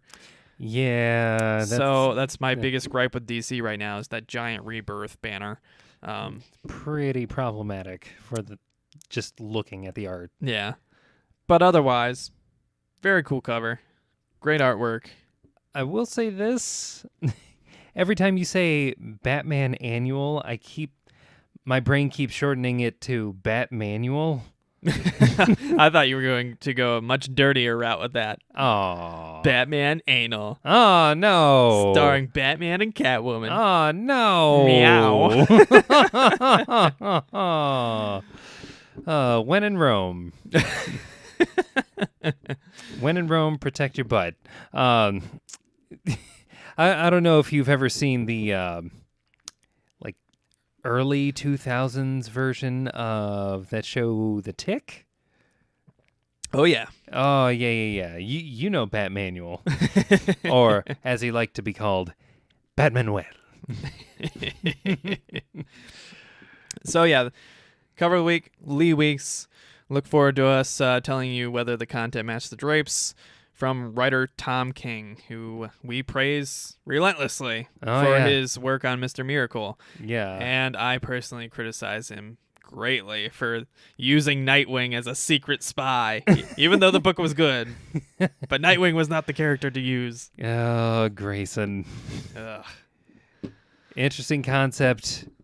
Wrong character to use for it. Yeah, absolutely. And our award for variant cover of the week goes to... Woo! Oh, man, here it comes. The variant cover of the week goes to Image's Spawn number 280, done by Jason Sean Alexander and Denora Walcott.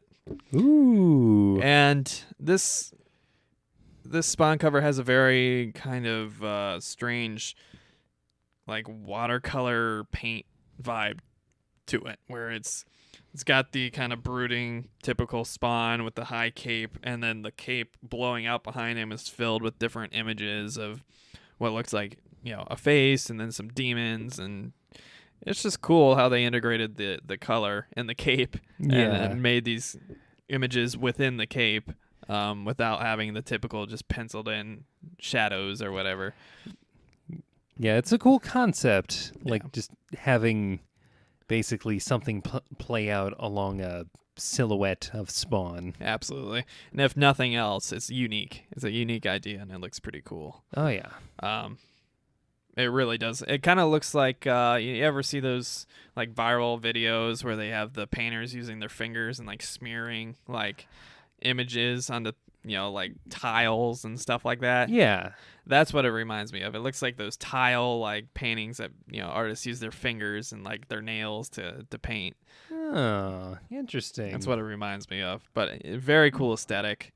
And obviously Spawn's cool looking character to begin with. So. Oh, yeah. Thank you, Todd McFarlane, for coming up with that. Always a fun design. Always a cool design. And remember to check out our segment next week.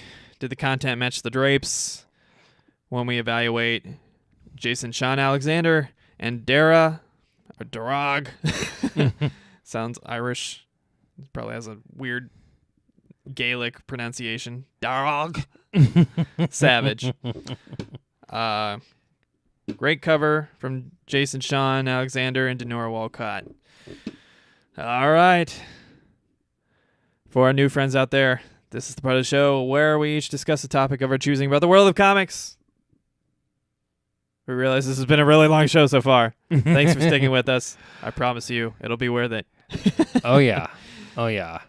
We're worth the wait. So, Emery, what's your topic? My topic tonight is going to be the advantages and disadvantages of having a pull list at your local comic book store. Oh. Yeah. I'm sure you have some personal experience with that. I'll probably be doing an instructional video about pull lists in general. Oh, yeah. In the not too distant future. In the not too distant future. But I have had pull lists in the past, but I don't have one right now, and I probably won't have one for the rest of my comic book experience. There's certain advantages to having a pull list for sure, great advantages. But if you're not a very specific type of person, I don't think pull lists are for you. Yeah. I myself don't have a pull list currently. Mm-hmm. I used to have one, but I found. What were things you typically had on your pull list? I would have Ghost Rider, Spider-Man back when it was good. Well, there's a few. To be fair, there's some good Spider-Man books right now. Okay. Just not the main one. Right. Renew Your Vows is great. Everything else could do with some work. Ghost Rider, Spider-Man, Venom when he had his own series. Yeah. X-Men, of course. I would occasionally go into DC territory with things like Nightwing, Teen Titans, Superman. Yeah. I'm trying to think if there's another title. I don't think I had a pull list back when they originally released 52, which Would have been the most convenient. it would have been the most convenient, but Yeah. also probably the most expensive. Oh yeah, for sure. Because like that was a It's weekly a lot of comic. issues. Same with Future's End and Batman Eternal. Yeah, there's just a lot of issues. Yeah, absolutely. For those who are not aware of what a pull list is, this is where you sign an agreement with your comic shop owner. Usually they give you some kind of contract outlining what they're responsible for, what you're responsible for, and the conditions. You basically make a short-term contract deal to always buy a set of comic books. So every month, the minimum that the comic store owner is going to order from the comic book publishers is the pulls, and then usually they I don't know the exact numbers, but they probably take like 3 times or 2 times as many as the pulls in addition, and that's how they estimate how many to purchase for sale at their store. And it helps them out because it helps them plan. It helps them not have too much back stock and wasting too many resources on these comics that aren't going to sell and things like that.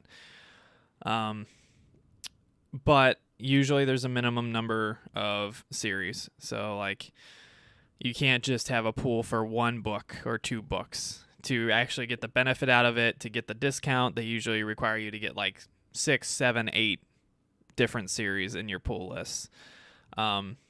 Which can add up, and sometimes you just frankly don't want that many of the same Right. issue every month. For me personally, I don't do the pull list. Even though I buy a ton of comics, it would be great to have that. It would be great to have a discount like that, but unfortunately, I'm so sporadic as a reader that it doesn't benefit me. And I'm just going to get all these comics and they're just going to fall into a backlog. And if I pick a series I don't like, I'm going to be really angry at myself because now I'm locked into the series for so many weeks or months, Yeah. And sure, you can change it, but again, you're taking another risk, and you don't know and you don't want to get too far behind the cycle. Yeah. And quite frankly, I don't always have the money to buy comics, I can go in there every week and pay for my pool and whatever else and get even with my discount, sometimes, when you have a minimum of that many series in addition to whatever else you're buying, like number ones and testing out new series like I do, it adds up real quick.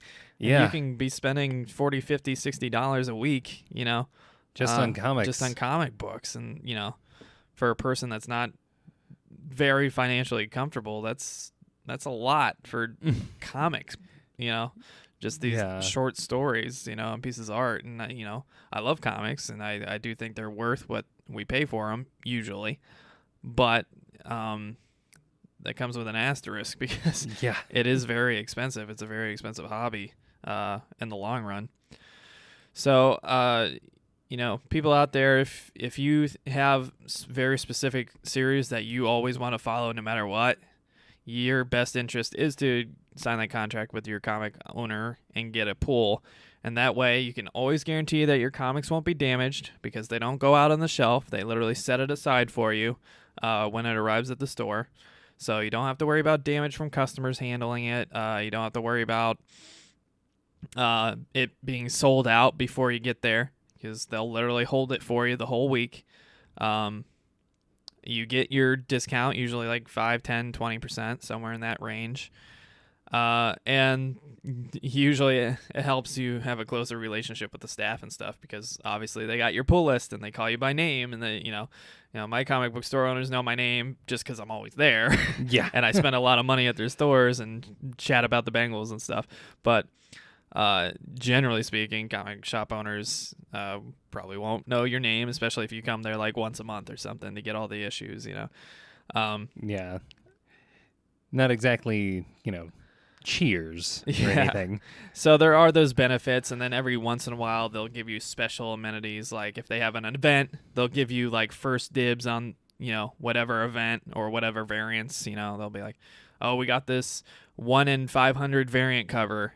You guys got the first shots at it. We'll let you have an exclusive access to it for a week to see if you want it, and then if you don't want it, we'll put it out to the greater public or whatever. So little small benefits like that happen from time to time too. So there are a lot of great benefits for it.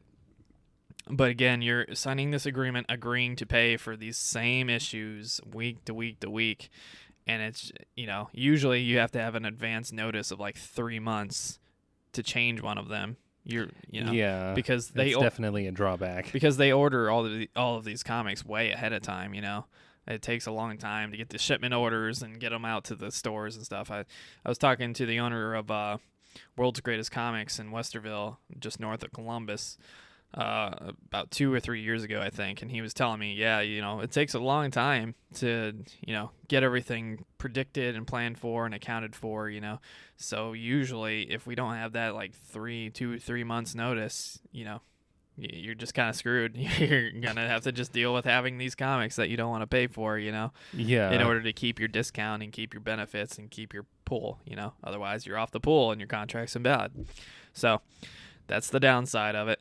And like I said, I am far too sporadic a reader. I don't like reading the same series, especially if I've tested them a few times and didn't like them, or like with DC and Marvel, they keep doing these reboots. It drives me crazy. Yeah. Because if I had a pool with them and they kept doing these reboots every 2 or 3 years, I'd have to reassess every single comic I'm subscribed to, because they have brand new writers and a brand new direction, and a brand new universe that may suck. And yeah, in every reboot, there's stars and there's just trash. Let's face it, it's the truth. And it's true for DC Rebirth. It was true for New 52, and it was true before that. There's always going to be great books, and you never know which ones they're going to be. Right. And usually by the time you figure it out, if you have a pull, it's too late to change it. So either pay all the extra money to get the good stuff in addition to the stuff you didn't like, or you wait out the 3 months and miss out on a bunch of content and stuff. I think another potential drawback, specifically having to do with the comic book distributors on their end, sometimes books get canceled. Oh yeah, that's a huge issue too. Yeah. And if your book is canceled, now you have to scramble to find another book to fulfill your pull. Otherwise, you're screwed. You lose your discount and everything. Yeah. So yeah, and of course I'm painting a very cynical. Thank you. Yeah. I'm painting a very cynical picture here. That usually your comic shop owners want your business and want good relationships. They're not going to screw you over just to screw you over. Oh yeah, they're like they don't want to make you upset or angry because something got canceled or whatever else. Right. I'm pretty sure they'll usually call you. Yeah, they'll work with you for sure. They won't. They won't just leave you hanging if they're any kind of respectable business. Oh yeah, definitely. But like I said, it's always random. Like with New 52. New 52, people gave a lot of crap to because there were some bad books and bad interpretations where they to be fair, they were trying something new. They're testing the waters for a new universe where you didn't have all of these 600 Bat characters, like spoiler and like 6 Batgirls and Batwing and all these things. They were testing the waters with trying new things with what's honestly a pretty dated mythos. So I didn't begrudge them at all, but if I had a pool at the time, I would have probably had like the typical Batman, Superman, Nightwing, Teen Titans, those Justice League. Those are probably the books I would have had, but with the exception of Batman and the first, story arc of Justice League that focused on Aquaman, I would have missed out on the best books of the reboot, and I would have had several of the worst books of the reboot. Superman was a very, very weak comic in the DC reboot. Action Comics was good, but Superman itself was a very weak and kind of crap book. Especially if Yeah. you had a love of the previous version of Superman to any length, and you had this weird romantic relationship with Wonder Woman, That which was was like just really out of left field. which is like Batman's nightmare. The two most powerful beings on the planet in a relationship. But again, they were trying something new, so I don't begrudge them. But if I was a pull owner, this would drive me crazy because now I'm locked in to these bad books when there's awesome books right next to it. You know, Animal Man was fantastic. Swamp Thing was amazing, and Yeah. nobody saw those coming. Those were completely out of left field. Great books. Aquaman had no right being one of the best books in the reboot. Justice League International, another book that was fantastic, and a lot of people probably missed out on, especially if they were a pull customer. Green Lantern, not the regular line, the Kyle Rayner line. Is the New Guardians? New Guardians, yeah. Yeah. New Guardians was awesome, but I have that whole run. if you were a typical pull customer, you probably did not enjoy the regular Green Lantern book with Hal Jordan, and eventually Simon Baz. Like, they were very weak in comparison to New Guardians, which was an awesome book. Oh yeah. So with every reboot that Marvel and DC does, I would imagine pull customers probably decrease more and more because they keep getting screwed over in these deals where they're missing out on the best books that are being offered. Batgirl from Gail Simone, bringing back Barbara Gordon as Batgirl. I'm sure a lot of people were locked into other books, because they didn't like the 600 different versions of Batgirl that were wearing the mantle at the time. Yeah. But then when they brought Barbara Gordon in, they didn't have the 3 months advance probably, and now. Again, you get preview issues and stuff. Every time you go to the comic store, they give you a little preview issue or something, and you can check comic news. So you have a warning. But if you're somebody that just goes in there once a month, picks up your pulls and leaves, and you just don't pay attention to that stuff, you get screwed over, Yeah. There could be a ton that you're missing out on. Yeah. And because of kind of being tunnel visioned, Yeah. I guess, into the pull. And again, any kind of reviews or media analysis of these books doesn't come until the week of the release, if it comes early at all. So that is not even close to enough time to predict what's going to be good and what's not going to be good and what's going to be worth your pull dollars and what's not, If you only have so much money and you have this pool of 8 different comics and half of them end up being trash, and now you're locked into paying for them and you don't have enough money to get the good books, and the good books end up suffering because of it, Yeah. So I'm being very cynical in this because that's how it suits me. I don't like pulls, and I wish there was other options, more flexible options. Comic companies, businesses could extend to their frequent customers. I go to Laughing Ogre and I go to World's Greatest Comics all the time, both of them. I'm there every week, if not every other week, picking up the latest issues, looking at new number ones. If they had a deal where you agree to buy so many comics every week and you get the discount, I'd be like right on it, because I know I'm going to buy a bunch of issues every week. I know I'm probably going to buy between 3 and 5 issues every week, and if you look at the greater month, that's a lot of comics. That's a lot of money they're making, Yeah. And it's, I don't know, it's just a much better system, I think, if they were a little more flexible.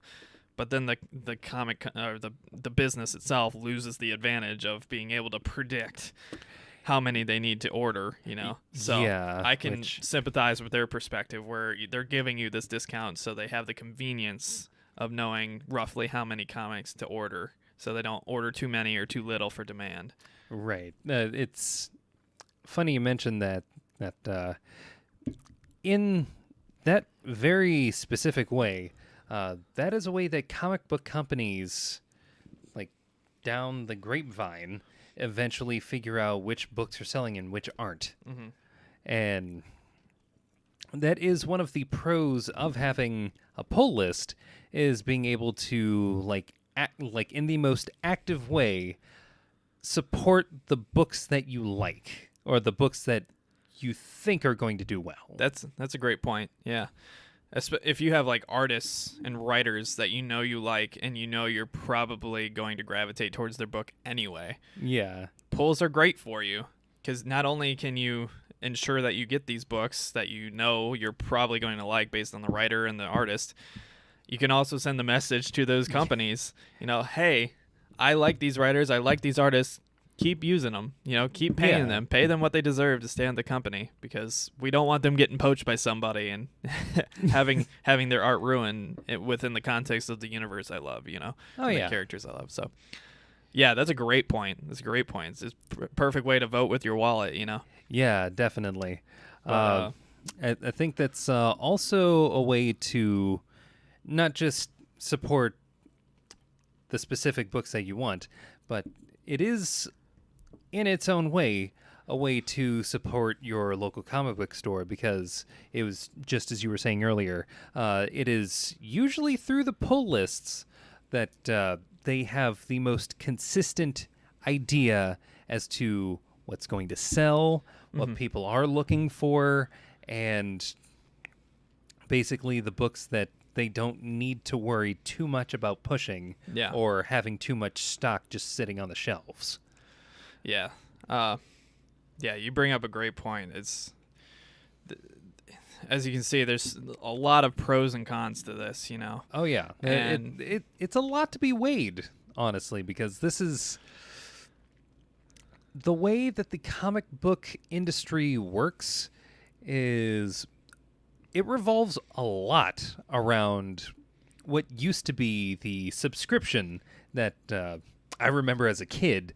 I would always look forward to seeing in a comic oh, here's the new issues that either Marvel or DC is trying to get people to have directly mailed to them every month or week or what have you. A magazine subscription. Yeah, that it's in its own way, this is basically doing the same thing but directly through a comic book shop, in which you are kind of getting the same thing. It's usually a bit of a drive for most people, but that's still... It's like, imagine having a P.O. box, essentially. Yeah, it's a P.O. box for your comic books. With attitude. Yeah, exactly. I think there's one other distinct disadvantage it has to the greater industry. Anything that's not a Marvel, DC, Valiant, Dark Horse universe, where the same books are going to be there for years and years and years and months and months and months, and you have those marquee titles that you're pretty sure aren't going to get canceled, you have a very clear advantage there. With other things like Image Comics, for example, Image Comics releases a lot of single-shot series. They release limited runs. Yeah, they release a lot of short runs, limited series, single shots, you name it, that are amazing. High quality, great art, very creative, new directions, and they're not the only one. There's several others that do these sorts of things. Aftershock, for example. But if you're stuck to a pull, you can't really put those comics on your pull, because you're going to have to sign a new contract and outline new issues for comics that you don't know about, within a few months, You say Void Trip, for example. Void Trip, again, I didn't really like it, but if I had, I'm assuming from the premise it's going to be a fairly limited series. It's not going to run that long. And if I went to my local comic shop and said, hey, Laughing Ogre, can you give me a pull for Void Trip on top of these other 7 issues or 6 issues, of comics? And they go, yeah, that's great. And then it either gets canceled or, the book ends a lot sooner than I expect, because they don't always tell you how long the run's going to be, Right. So sometimes it's, Witches is a perfect example. Witches by Scott Snyder. It was a great book, and I loved it. And it was produced by Image, I'm pretty sure. Maybe it was Vertigo. I think it was Image, though. And I got every single issue, but I don't think there was that many issues. I think there was like 8 issues total. And I had no idea where it was going to end. And then one day I picked up the last issue, and it was the last issue. I was like, oh, okay, cool. I didn't expect that, you know. Like, But all right, yeah, but then- I got the whole thing. But then my pull would be completely screwed up, you know, unless the comic owner or, you know, the comic shop owner was really on point and had read up on it and saw that, oh, this is going to be the last one, you know, and let you know ahead of time. Yeah. You're screwed. You have too few comic pulls, and you're paying the same amount or whatever, you know. So that hurts not only the person with the pull, but it also hurts the industry, because now comic fans are less incentivized to take risks and try out new comics, especially comics that aren't from long-term established universes that they know are going to be around for forever, you know. Yeah. I'm sure, you know, Invincible or Walking Dead from Image would probably be exceptions to the rule, of course, exceptions that prove the rule. But everything else from Image, you know, for example, it's usually about 12 issues long, if that, and that's it. Yeah. You know, you have a few that go as long as 30 or 40, you know. And some as short as 6. Yeah, absolutely. Even shorter. Yeah. I think there was one that was like Claus. It came out around Christmas time. It was like this badass, violent Santa Claus that I thought was cool, so I took it. And it was like, I don't know, it was like 4 issues. It wasn't that long, you know. Yeah, that's not very long at all. I might be exaggerating. It just might have been when I stopped reading it, but I don't think it ran that long, honestly. And if I had put that on my pool, you know, 3 months after the fact, you know, you read the first issue and then you have to wait 3 months for it to be on your pool or whatever else, you know, not necessarily. They usually work with you, but that would really suck if it ended by the time I started getting on my pool, you know, and then I have to evaluate comics again to access my pool, and then I'm less incentivized to take risks and go for those out there comics that aren't the mainstream DC Marvel titles, you know. Yeah. So Yeah, that's just it's another small gripe and observation and disadvantage, I would say, for pool customers. But like I said, it's just my personal feeling, because that's how I purchase and that's how I read, you know. Yeah. You might be completely different. You might be locked into 1 or 2 characters and you know you're going to read them, you know. If you're just straightforward a Batman fan and you like nothing but Batman, you're probably going to pull Batman and Detective Comics and Justice League and, you know, maybe Batgirl or Batman and Robin. That's 5 right there. Nightwing. Like, you can get the whole Bat family and only the Bat family and the Bat-related appearances, and you're good, you know. only 6 titles. No big deal. So for those characters and those types of books, X-Men would be another one. You probably get all the X-Men books and X-Men related books and be perfectly happy, you know. Yeah, that's kind of a funny comparison. Batman probably takes up about as, like, Batman and the Bat family take up about as much of DC space as the X-Men tend to on a Marvel side, of which it seems like they're adding more titles.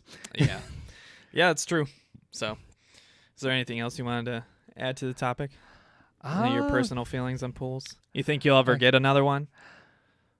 It would have to be a very special occasion. There would have to be, like, several books that I know we're going to go on for a while that I felt like committing to. Yeah. And that's the thing. It's a commitment. Yeah, like at the end of the day, having a pull list is telling that comic book shop, the comic book companies that are printing this, that you are committed to buying what they're selling. Yeah. And I don't know, I equate it to like pre-ordering games a little bit. You know, you pre-order a video game before the reviews are out and stuff. You get a little hat or something. You get a bonus, you get a discount, whatever the case may be. I think this is the comic book equivalent. Yeah. Especially because you have to buy volume. You have to buy so many.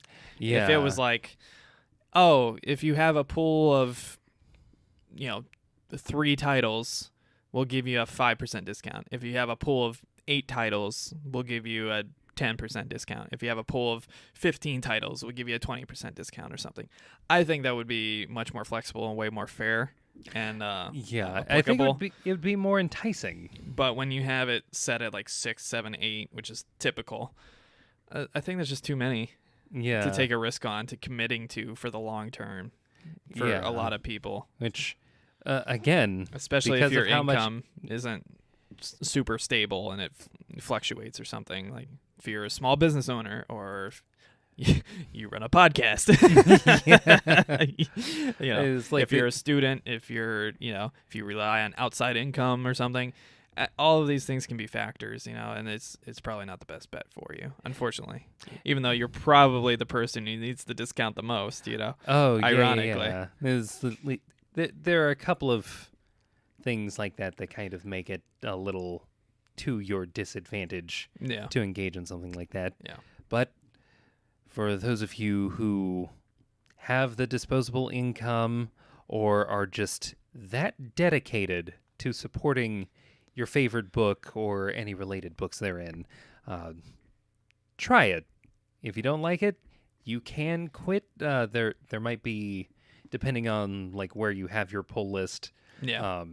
Always read the agreements. Oh, yeah. Read the agreements, because I haven't come across one personally, but I'm sure there are bad comic stores out there that just try to take advantage of you and get you locked into a contract that is very much against your, benefit.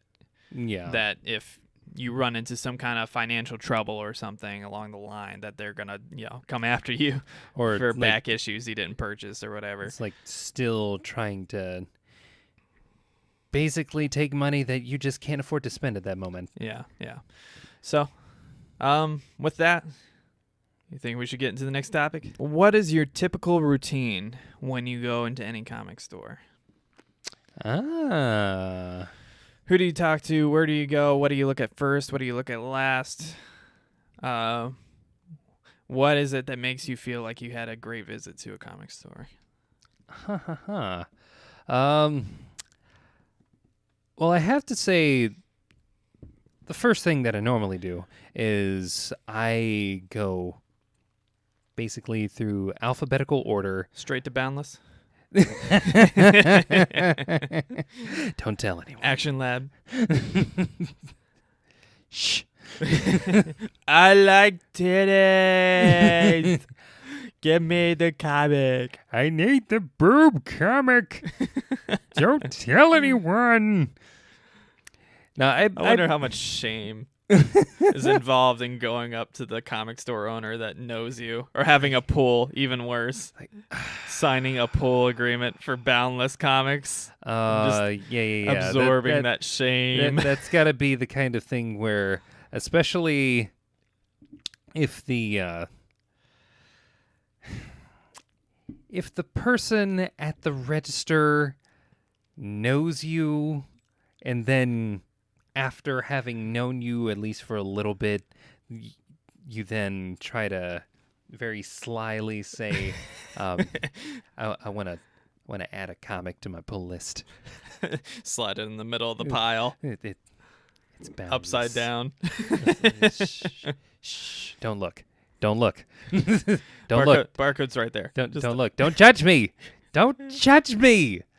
I'm sorry. They got me hooked. I see I your like sad titties. eyes full of pity and disgust. I'm sorry. I will never get to be the mayor of Titty City. This is the closest I'm going to get.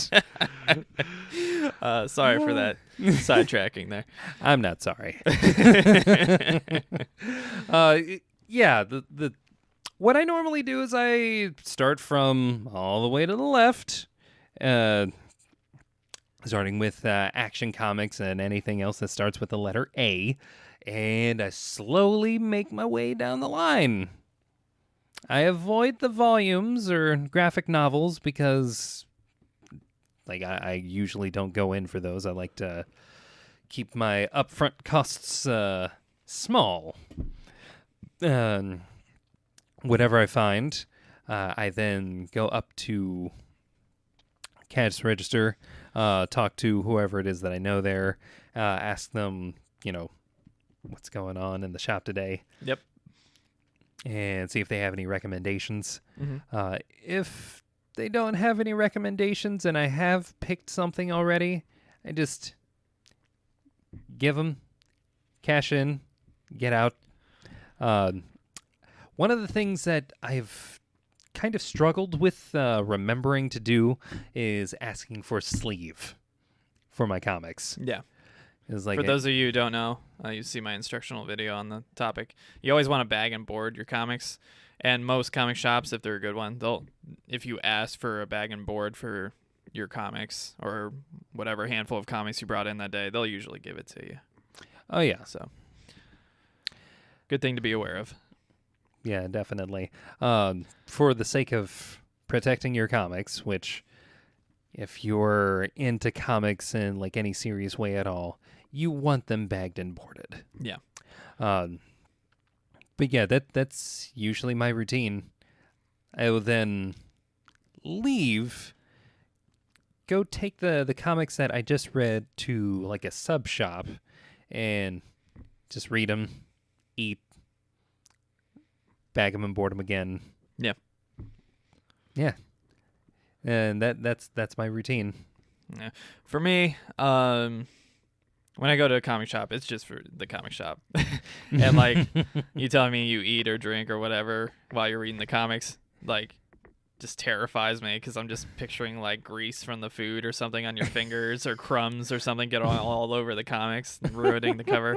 Like, no, Emery, what are you doing? No, don't do it. I napkins, man. Come on. Yeah, but that oil, it doesn't come off all the way. What are you doing? Don't do it. Don't do it. But my routine's fairly similar. I usually go in, say hi to whoever's working the shop at the time. Like you go over to the new comic wall, skim the wall. I'm not a if I'm gonna get a volume, I don't get the physical one. I always get the digital ones because, I get the physical copies because I want to collect the single issues. I don't want to collect the collection, the book collection that really isn't worth anything, Right. Usually volumes in the physical form, they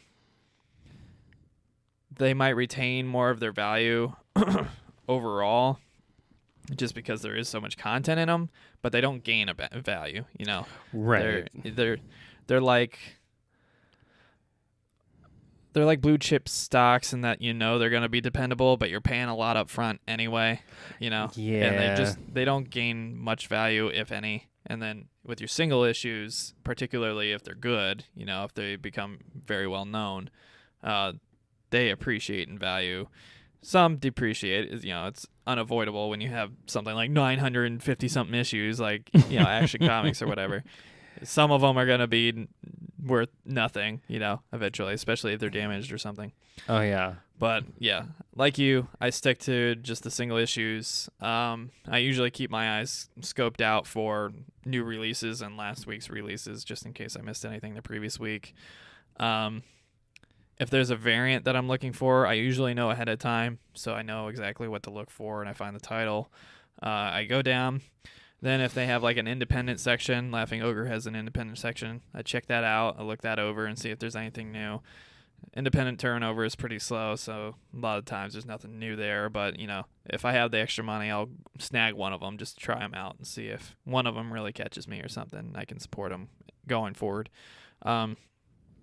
After which, usually by the time I get done looking at the new stuff, I get excited.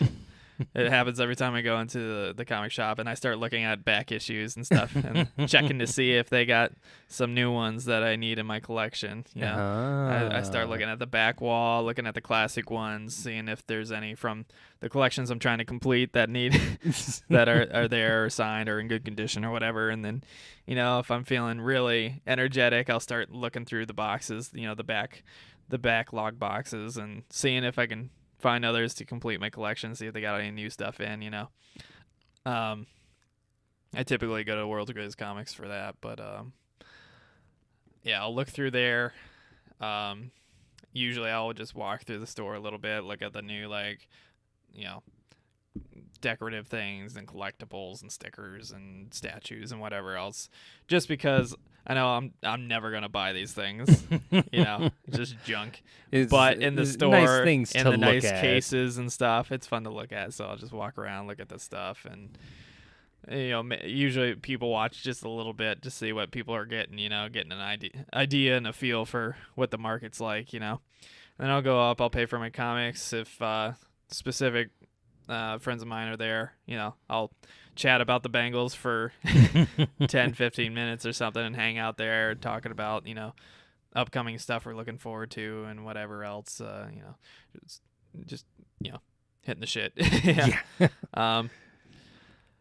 And on the way out, most comic shops have these little displays that you should always look out for, because there's a lot of helpful stuff on there. Sometimes there's coupons, sometimes there's like advertisement promos for like local events, local writers, local artists, whatever the case may be, local bands. But what there always is a little publication that is put out by like a coalition of comic shop owners called Comic Shop News. And they have these little things, and they basically give you an idea of like big books coming up, Oh man. And there's almost always a DC and Marvel section, and you can see some of the covers they're going to release, gives you all the pull lists. Again, if you don't want to do it this way, you can always go to freshcomics.us and get the upcoming releases, which is what we use. But this is super helpful. Sometimes they have interviews with the creators to give you more ideas. They'll have summaries of what the story is going to be about, and it's just, really cheap, newspaper essentially, giving you all the updates and giving you an idea of what you might want in the future. So I highly recommend, if you go to physical comic book shops, and I hope you do, to pick one of these up on the way out, because they're extremely helpful, especially if you have a pool and you need to look way ahead of time and see, what you're going to want when the current issues run out or something. You're definitely very informative. And they always tell you when something's going to get canceled, say ish comic A, B, and C is, ending its run here, or, ceasing production here, Well, folks, I think that wraps up another mediocre episode of Hit the Books Podcast. Mediocre. Thank you all for watching and sticking with us. If you like what you hear, be sure to hit like and subscribe, and follow us on your podcast services and social networks of choice. We're on Twitter at HTBvids. We're on Facebook at /HitTheBooks. Our website is www.htbvids.com. I'm your host, Chris Holcomb. And I'm Emery Saunders. And thank you for watching. See you next week. Goodbye.